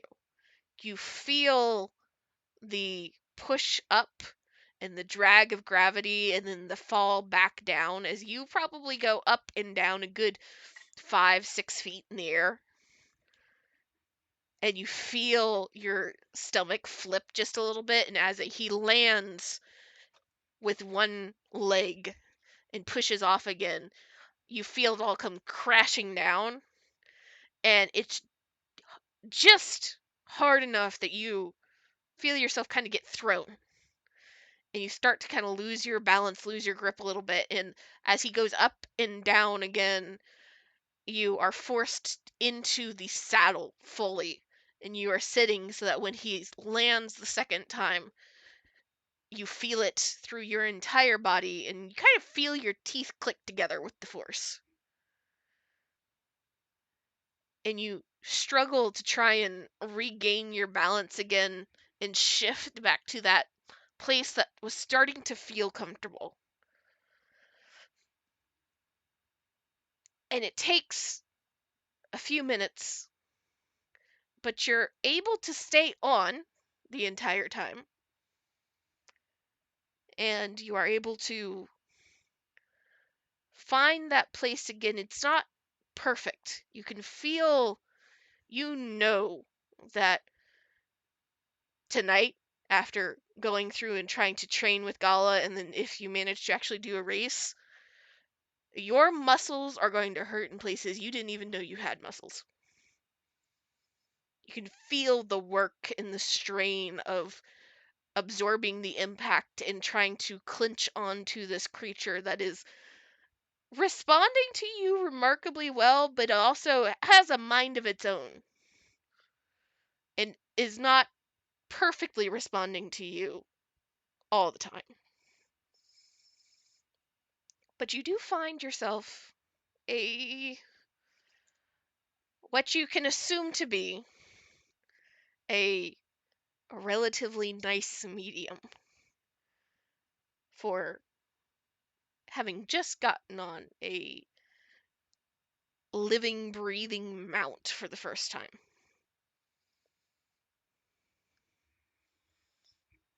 And you successfully have managed to make Talia and Azim feel confident that you're not going to immediately die on the track or get their prized thumper killed on the track.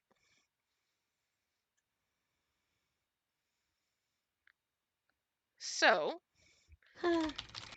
with that, I need you to go to your skills sheet because you are going to have a special skill that you can use for Cretan Thumpers and which you'll Oh be using shit. for the track.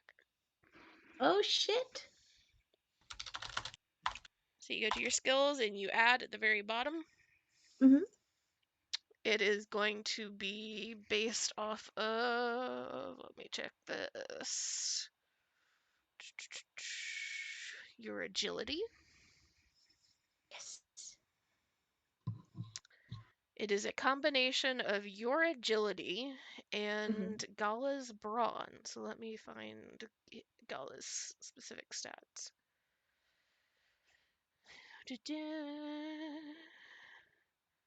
So you get to have 2 ranks in that.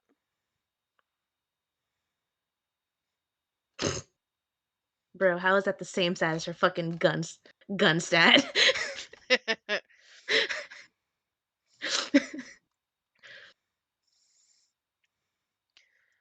And you can just mark that down as thumper writing. So now you're ready to have a shootout while on a Cretan Thumper, right? John Woo is fuck out here. I don't know who that is. He's an Okay. action movie director. Mm-hmm. Okay, thank you. He did some of the Mission Impossibles, I think. He did Hard Boiled and Face Off and a whole Oh, I know Face Off. Impossible. I think he was Oh also. yeah, he did Mission Impossible too. You're right. And also, what was the one? There was ones I really liked from him. Red Cliff, obviously. I really like that one. Now I'm looking at his. He did that fucking movie, or was he just in that movie? I think he was just in that movie.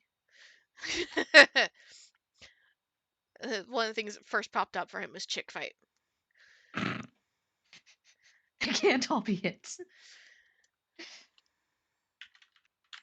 Little concerned. But there you go. I need to Woo. pause for a second. I'll be back in 5 minutes. Bruh. See you then. Break time. Break time. Break time. Tia's gonna be so fucking sore after this mission. She's going to be dead to the fucking world. She's gonna, after everyone is all good, mission is over, she's going to her room. She's not gonna come out for like 2 days. Her room comrade? She can thank her girlfriend. He's like, and is only it her worth it? Exactly. Fucking Kane. Both of yous. Kane is really dodging a bullet because his involvement has just completely been like sidestepped. What involvement?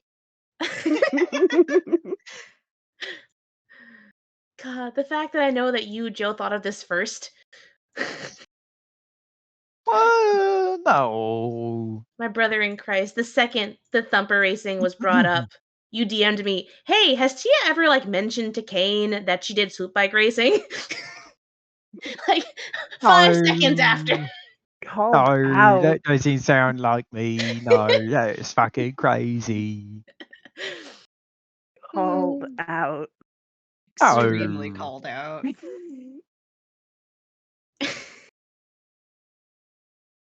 No.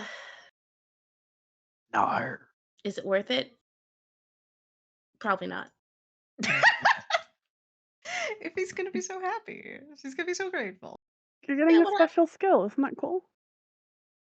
Thumper riding for this one thing, which I think is really cool.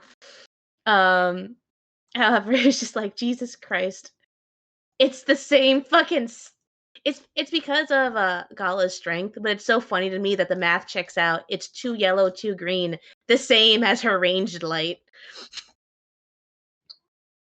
Look, if he was right, you're a natural. Oh my god.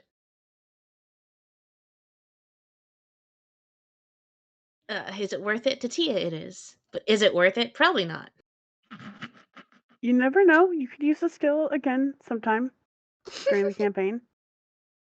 We might have to, hijack a Creation Thumper at some point, and you're gonna be so happy you have that. I am legitimately not joking. You might be able to use it for something else. Yeah, who knows? It's cool though.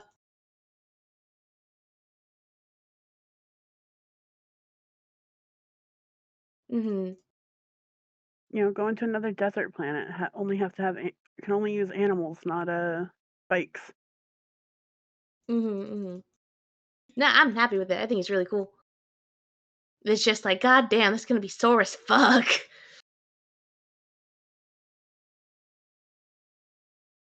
If he's going to be like, yeah, so anyway, clearly the split up the rooms is for me to stay with Tanala because nobody knew I was in there.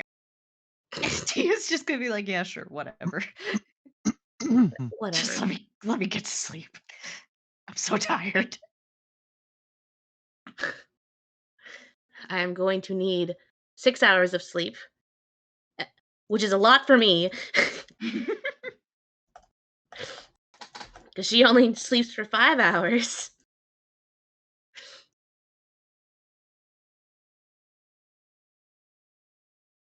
Bro, why is she better at this than fucking piloting? She's a pilot.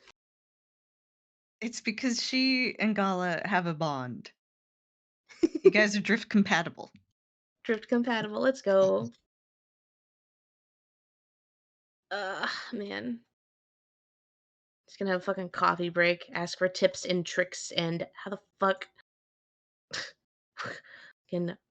How did I do? Fucking Uber driver, rate the ride. You should get like one of those little license plates and put it over the Creation Thumper's butt. How's my driving? How's my driving? Call Cute people 1-800. only. Winky face. More like Haven ambassadors only. I don't know what you're talking about. Tia is clearly very interested in Dahlia. Yeah, she was talking around. Mm-hmm. That's gonna be so interesting. I'm sure. Mm-hmm. I'm sure that won't cause any conflict later. Nope. She's just making friendly conversation. Mhm. I feel like Tia's friendly conversation is a lot like fucking Jack Harkness from Doctor Who. It's like, hi! Funny. Stop it. What? I'm just saying hi! Hi with you always means something else. Stop it. I don't remember who that is. I watched only like the first season of Doctor Who a decade ago, Yeah, he and I gets gave up. around.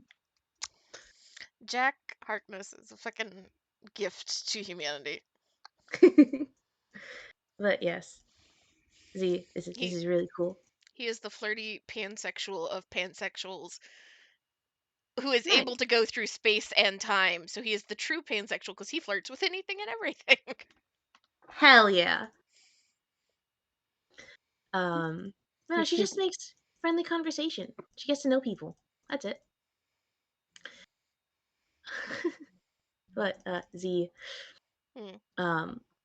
before you transition to the rest to the party, can I say that like Tia, after fucking getting off of Gala, talks with Rigi and Dahlia, mostly Dahlia, to get tips, tricks, I don't know, fucking coffee break,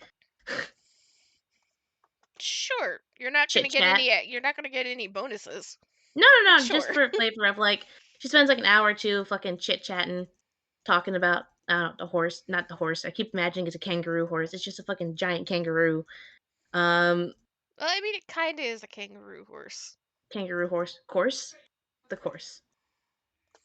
Wait, Of did I course. share a picture? Yeah, but I haven't looked at it in a hot minute. Yeah, just friendly conversation. You know, small talk. Yeah, you can talk to them and they will try to be helpful. The Mm. more you ignore Azim, the more put out and pouty he becomes. However, She would. He's an ambassador. She's going to be very respectful. he likes being the center of attention. But her focus is Dahlia because obviously she's the writer. She needs to talk to her. He is deeply upset by this fact. Mm-hmm. Kangaroo horse, Horse. course. For like as prevalent as they are supposedly supposed to be in the Star Wars canon, there are depressingly few images of them other than from like a really bad Star Wars cartoon from the 80s. It is upsetting. But then again, I feel like Star Wars really tries to not show their animals because they don't want to actually like have to draw the bullshit animals that they like describe. They really gotta just lean into the way. They really just gotta lean into it. Weird animals are great. And regular chit chat, get to know you chat, and racing chit chat. Hell yeah, that's where Tia spends a bit. Because she doesn't have comms. She doesn't have comms. She doesn't have comms. She doesn't have comms. She doesn't have That- comms, and if they manage to get Gala into the race, she's going to be there until the race is over. So. Okay, so she's just gonna fucking get comfortable, I guess. Yep. She's gonna be there in a hot minute. All right, she's made some new friends.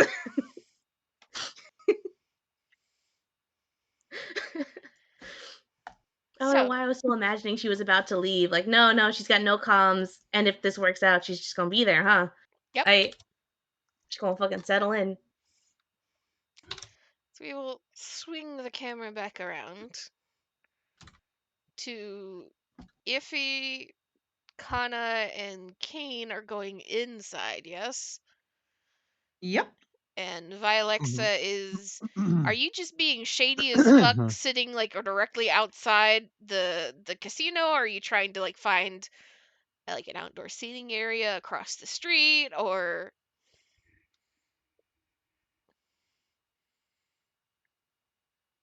Paper.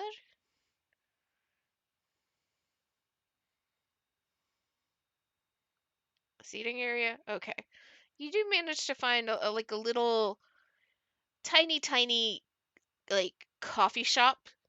It's not even a cafe. Like they don't even have pastries. It's like coffee and tea and like other drinks that other species would be like need if they can't drink coffee and tea, that has kind of this bar window that's facing the casino that you're able to sit at and be relatively close by and not be too uh obvious.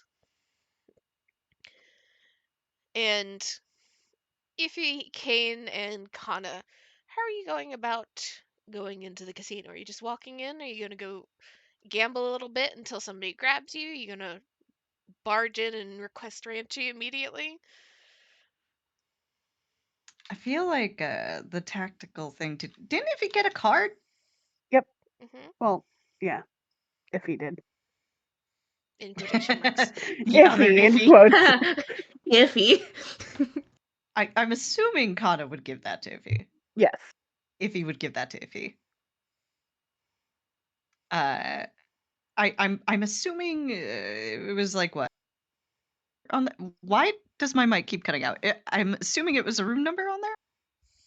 Yeah, it's essentially just directing you to the penthouse. Hmm.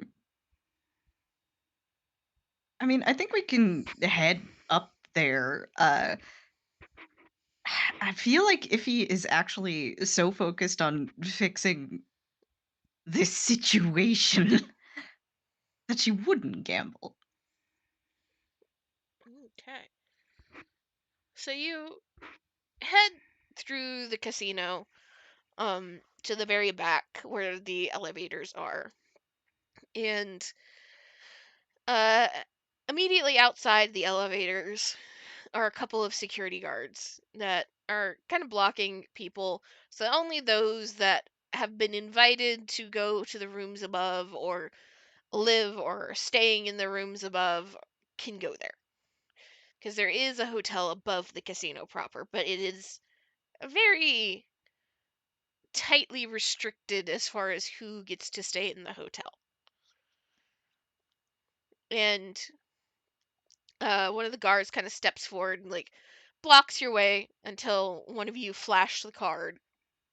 And uh, he kind of nods, and you see him kind of step away, and you assume talk on some comms to somebody. And there's a moment or two where you're still kind of being partially blocked by the other guard before the first one nods and turns around, and the second one steps out of your way and motions you through to the elevators with the simple instructions to head to the very top floor.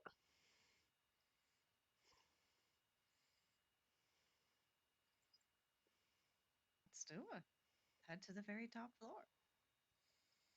So you step into the elevators and head all the way up, and it is a very carefully designed elevator where the first couple of floors, it's in a glass elevator and you can see down onto the casino and see across the casino floor. And then once you enter into the tube proper, where you're fully surrounded by metal, there's actually been very carefully placed lights and different colored screens in the shaft of the elevator to almost give you this like art experience as you're going up as it passes by the glass side of the elevator.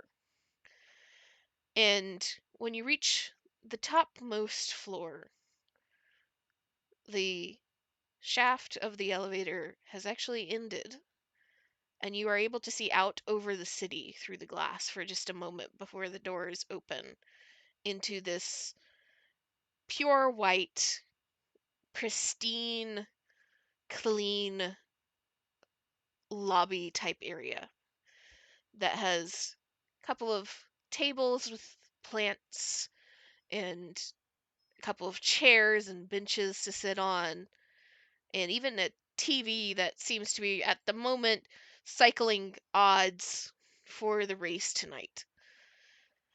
And across from the elevator, right as the doors slide open, you see the massive Dawooten that Kane and Kana encountered, stepping out of a set of double doors, closing them behind himself, and just kind of holding his hands together, clasped in front of him as he stares at all of you as you exit the elevator. And you see his eyes kind of scan over your faces one at a time. First, Kane. He kind of looks over, and Kane has his lightsaber on him right now, right? Yes, he does. In a place where it can be seen? I mean, if you're looking for it, he keeps it clipped to his right side of his belt, and his little poncho thing kind of covers it. He wasn't in He the doesn't. poncho last time he went into the casino, though. Oh, that's right. He has to wear casino clothes. Then yeah, he would have a. I imagine it honestly to look like a nicer, more done up version to Luke's Return of the Jedi outfit, where it's just like a simple black kind of outfit. So his lightsaber would be clipped to the belt on his right side. So you could very clearly see it. There is no hiding the fact that Valky clocks the lightsaber and his eyes drift back up and look at Kane. And then over to Kana. Does Kana have her lightsaber where it's visible? Nope, it is in a clutch. Because she had to dress up as well, so I imagine she has a little like clutch bag that she is holding in both her hands. And then finally lands on Iffy. Kind of scans her up and down.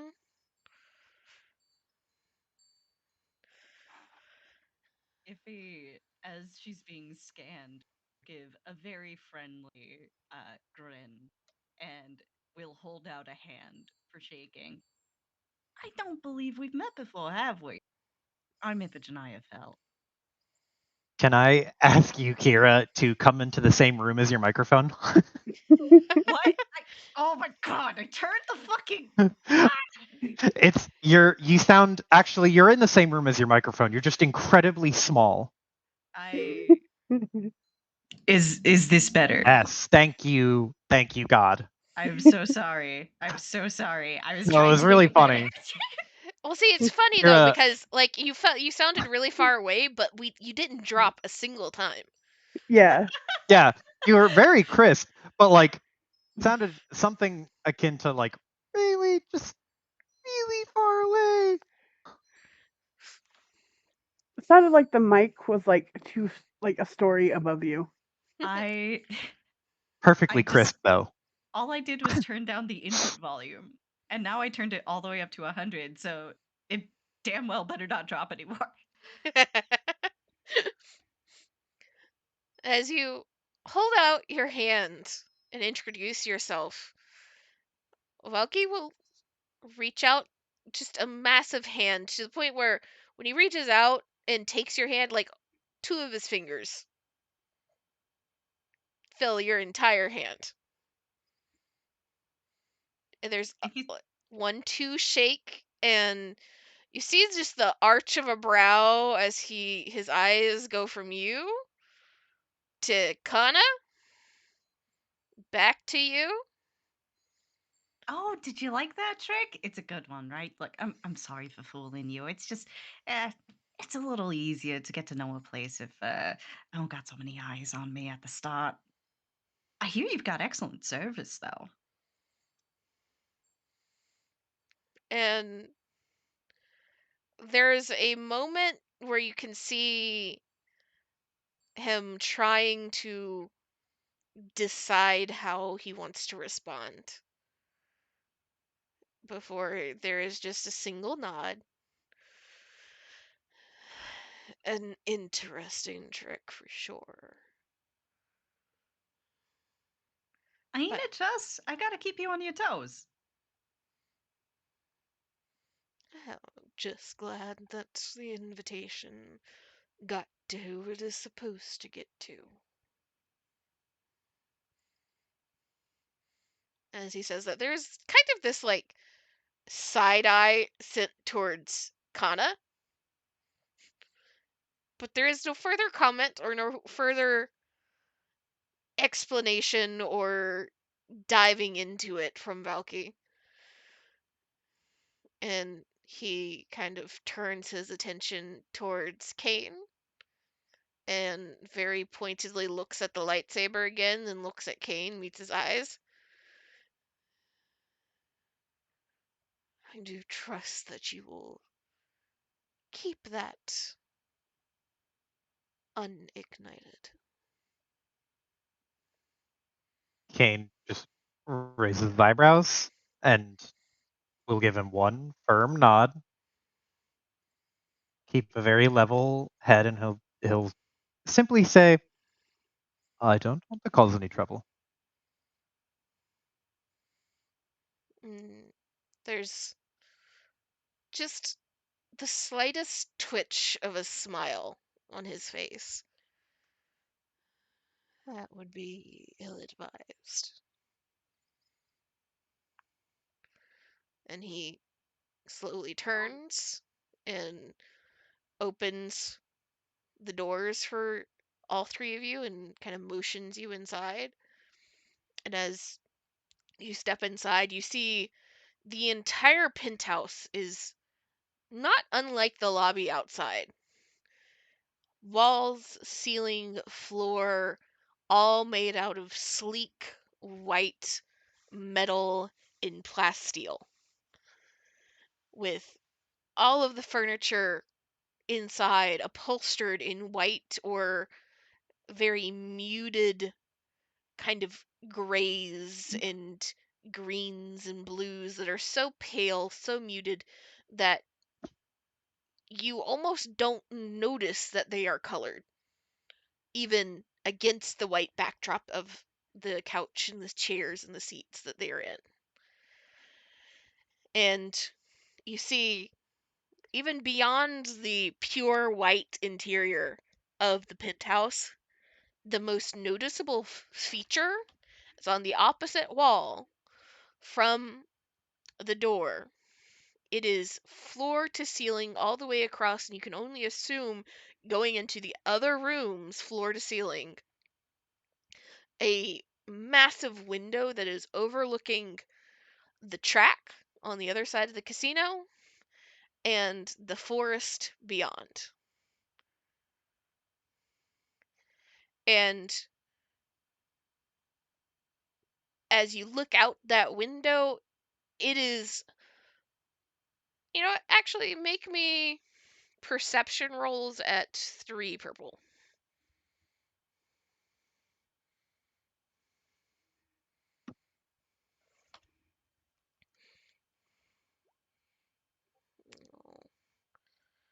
Mm. And I can make one as well. Yeah, all 3 of you can. Nice. I'll just Bingo. make these larger so you can see who you're dealing with a little bit. Kana. Force die. Sorry.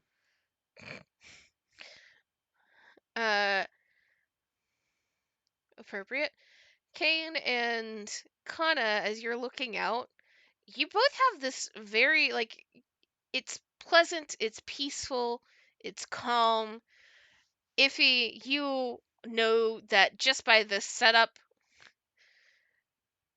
this Ranchi clearly cares about his casino for him to have built to be living above the casino, but you have immediately clocked into he might love his casino, but he loves that racetrack even more. For him to want that to be the primary thing that he sees at all times when he is home when he is in his penthouse. And in addition to that, Kane and Kana, as you're looking out this window and see the track in the forest, there's something just a little off that kind of itches at the back of your mind. And then you realize there's no air traffic in front of these windows. Ranchi has managed to somehow make it to where the flight paths for ships coming and going from the city are diverted around his view. Mostly. You can still sometimes see off in the corner or above in the sky as they're coming down. But there's no cars, there's no ships, there's no anything that's flying directly in view as all of you would be accustomed to in a high rise.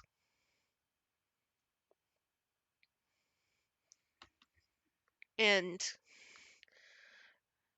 you just hear the closing of the door and click of a lock as Valky closes the door behind all of you and just takes up his position, standing just inside to the right hand, hands clasped in front of him, just watching and observing all of you. And a moment later, hold on. Double check that I have this correct.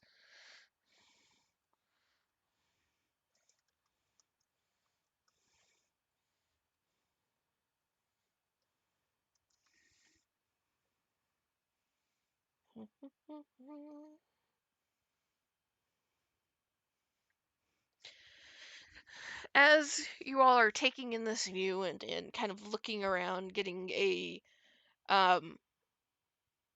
taking in your surroundings and kind of placing yourself out from one of the doors off to the side of this sitting area, a basilisk steps out in relatively well tailored clothing. However, they look older than you would expect from somebody who is running this casino. Like they have been tailored and put together, and he is just refusing to buy a new suit. However, even more noticeably and more interesting is that two of his forearms, two on the same side of his body, are completely cybernetic and mechanical. And as he steps out, he kind of throws all four arms open and wide. He kind of smiles. Ah, ambassador and entourage. It's a pleasure to have you here.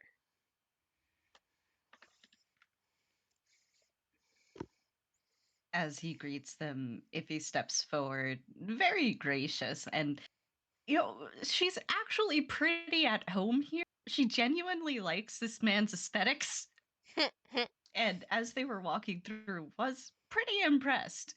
Uh, so as she approaches to offer another handshake, uh, she's like, "Hey, Ranchi, I take it, right? You know, I love a man who has a good sense of aesthetics. This is incredible. I mean, you wouldn't believe the struggle I have keeping a ship clean when it looks like this. Because of some people." She looks over her shoulder at Kane. But to It's a keep a slight whole eye penthouse twitch. like this, that's impressive. And as you reach out for a handshake, he takes your hand first in one of his mechanical hands, and then his other mechanical hand and one of his flesh hands surround yours and give this very firm, very tight handshake. And he kind of smiles. Yes, well, I've tried to keep it nice here. It's the benefit of having enough staff that know what they're doing. Should have seen it 2 years back. I was going through a red phase and everything was crimson. Got a little old after a time. Oh, red's a nightmare. I mean, not just keeping clean, like, and also something about staring at it that long. It just, I don't know. It always makes my eyes feel like they're throbbing. I do attribute it to being, well, let's just say, might have had a little bit of an anger management issue while I was surrounded by that color. But now we're here, and he throws all 4 hands out again to the white room and gestures towards a sitting area with a long couch and a couple of chairs. Please sit. Is there anything I can get you? Drink, cigar, have some of the finest imports. I'm sure you got some wine, don't you? Oh, yes. And he goes and, rather fittingly, as he opens this alcohol cabinet, all of the glasses are pure crystal. And everything, if it is not clear or pale liquid, is in white covered bottles. So that the white wine that has the yellowish tinge is the most color in the liquor cabinet.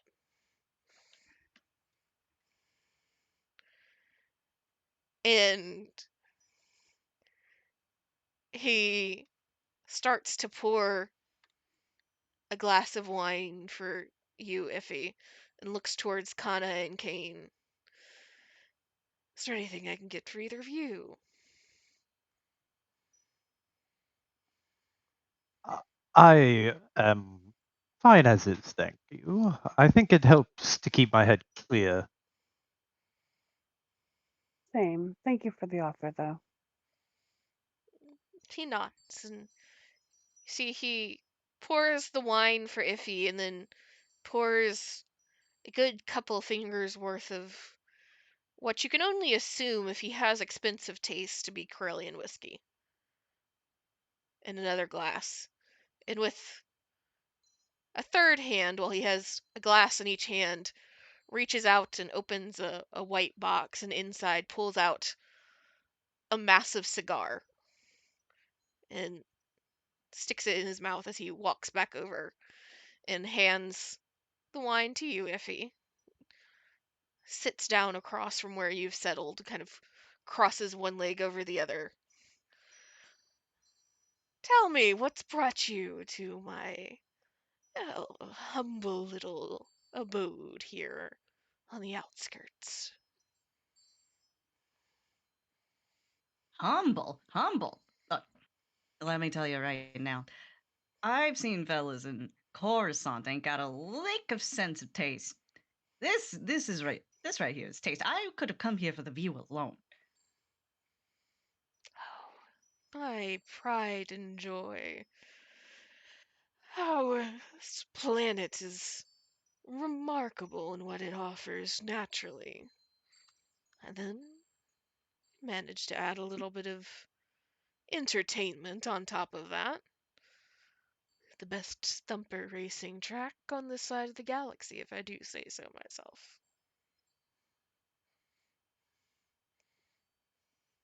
You know, I got to see that Thumper track up close and personal not too long ago. I gotta say, it is impressive.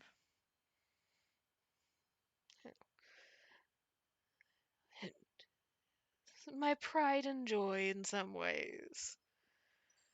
Only the best are allowed to compete on it. So, it's always interesting. How'd you get into Thumper racing anyway? Does that go real far back for you? Hmm. He kind of, as he's fiddling with his cigar, preparing it and lighting it, he kind of nods his head one way and the other. Oh, I was Always interested in racing.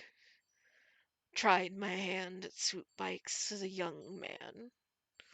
But, there's something different about racing with an actual creature. There's something almost primal to it, if you will.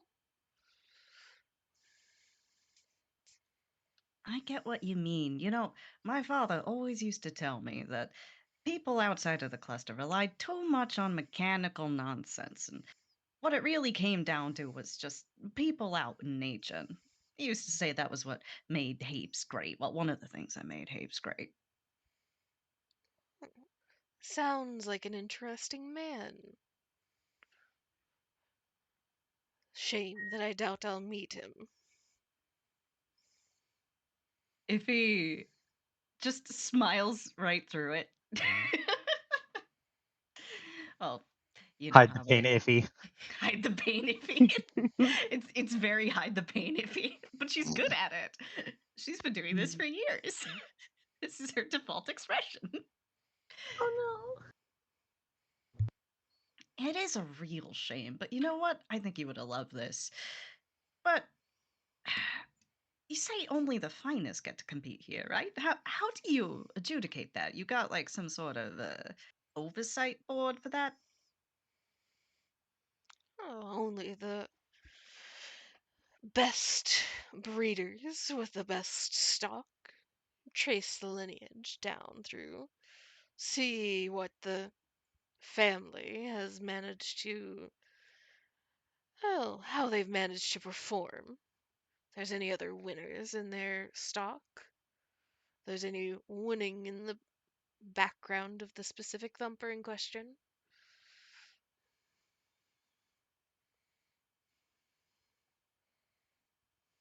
Now, I heard tell, and please do forgive me if I'm wrong here. I just got here after all. I heard that you're only letting in thumpers who are born on planet. Is that true? He kind of is swirling his glass, looking at the whiskey inside, and kind of lazily looks up to you. Well, currently, because I've bought every other one that came through.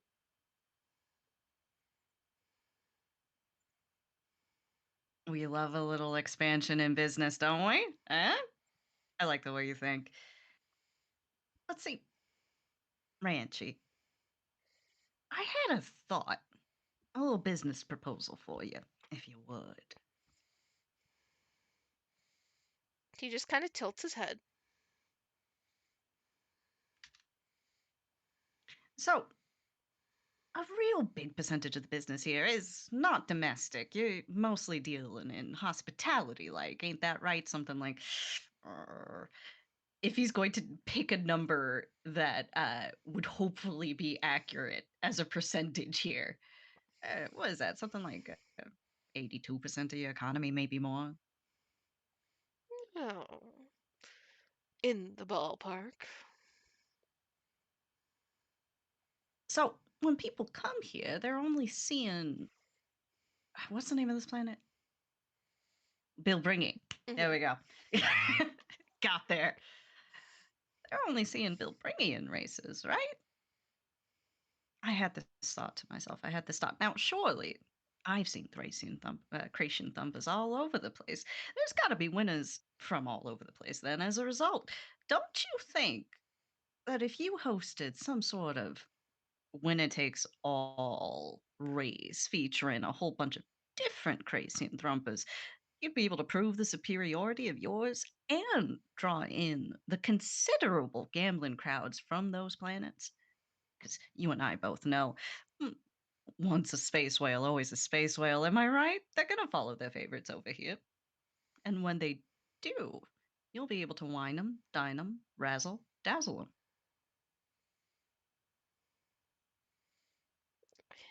He is considering you very closely as you are giving this pitch.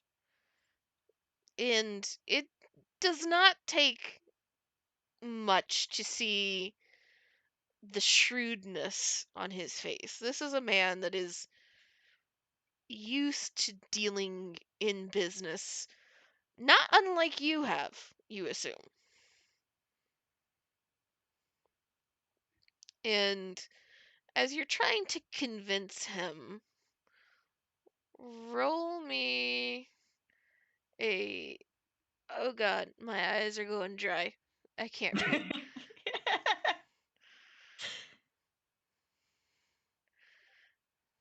Now's our chance. Everybody put 5 ranks into every skill. Roll me charm. Because I assume. Well, I'll leave it to you. Charm or negotiation? And this is going to be at 2 purple and a black at the moment. Would you consider Ranchi to be a member of a government institution? Government Yeah. institution? No. God damn it. I can't let you use that tried. skill too much because you are going to fucking abuse it on Coruscant. You're not wrong. You're not Soon, wrong about as that. soon as we get to Coruscant, you're just gonna automatically be able to use that with everybody. Everything. But I am able to remove that setback anyway, so it's fine. Let's see. Charm and negotiation are both about the same here. I think I have smooth talker for negotiation, but that's not crucial. Yeah, it's not crucial. You know what? She's offering this for free, so I think I'm going to go with charm. And what did you say the difficulty was? 3 purple? Yeah, 3 purple and a black, but you got to remove that. I remove the black.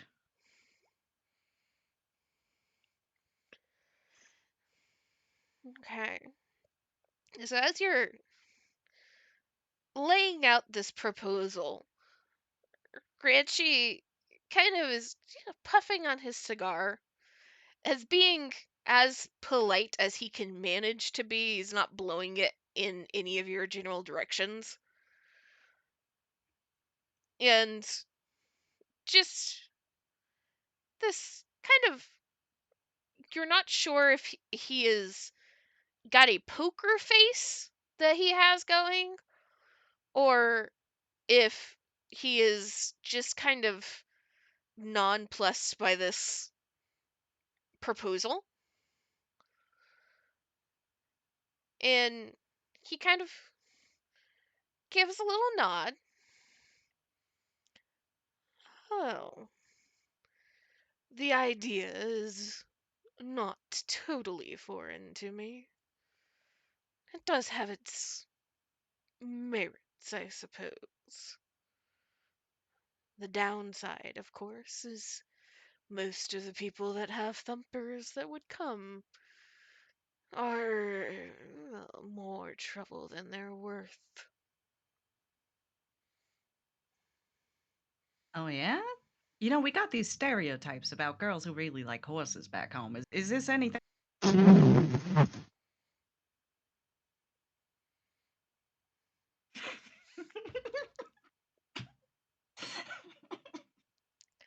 I hope you can feel my expression I can't. I'm so sorry. I'm through so my sorry. silence. I couldn't tell if you had killed the Z instantly or if you had almost killed the Z. Jesus fucking Christ. I was just waiting for horse girl jokes to happen. I knew it was a matter of time.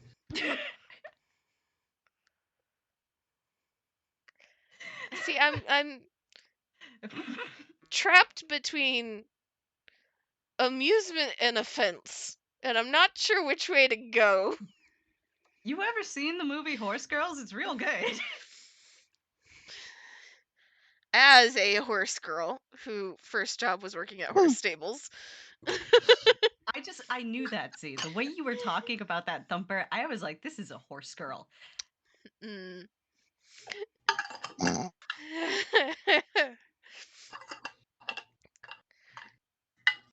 What was the question? The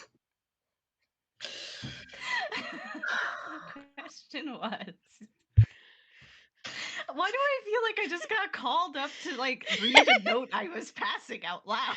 I think that's essentially what this is. The question was what I learned in boating school is if there are similar stereotypes to horse girls as there are for Creation Thumper enthusiasts of any gender. He kind of snorts a little bit and shakes his head. Oh, I'm sure there's all sorts of fun comparisons that could be made. Oh, I'm more concerned about the actual owners. More than a few of them are, well, let's just say there's a couple of them that have been trying to get into these races from Nar Shaddaa. I have no interest in inviting any of those cartels out here. Well, that's very reasonable. You don't want turf wars like that going on in your property. I mean, just think of the property damage. He nods. I will admit I'm surprised that this is what you came up here to talk about.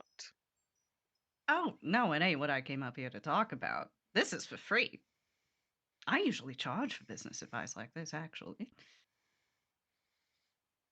Then what was it that you were planning on talking about? Sidebar. All right.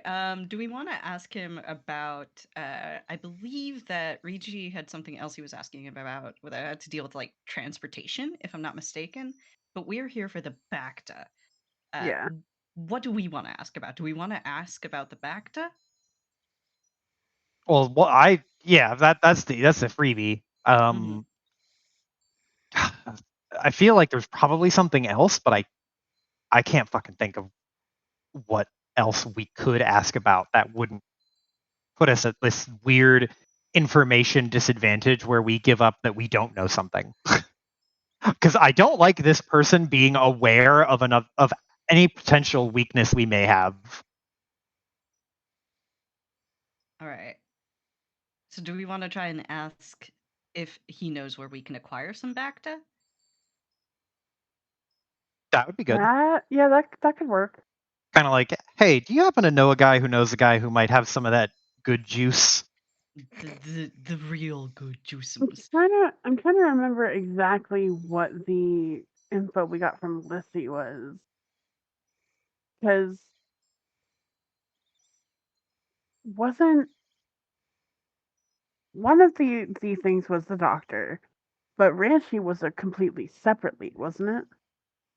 I think so. Can we ask Fizzy? Z. Fizzy, help.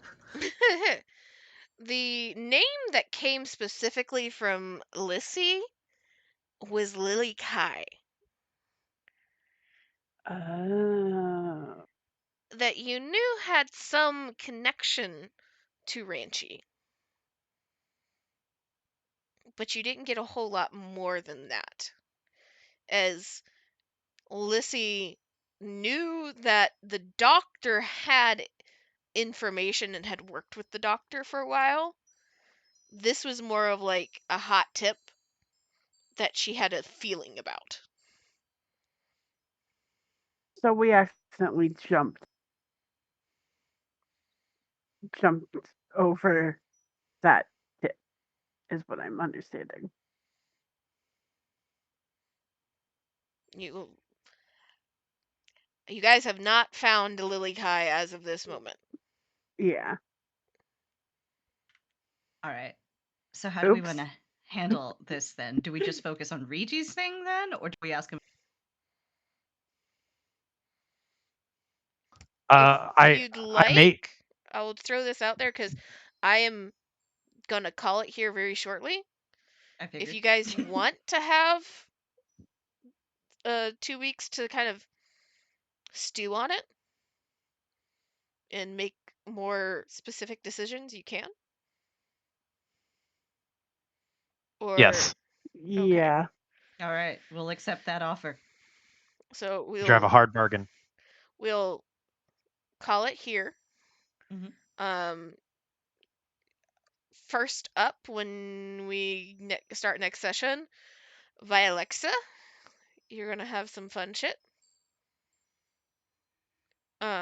Be prepared for some hacking and some other things. And then we will circle back around to this conversation and what everybody is wanting to approach Ranchi about. I will say that I would like the debating to happen before that point so that we don't spend time on the debating in session. Gotcha. Mhm. Okay. So we will call it here.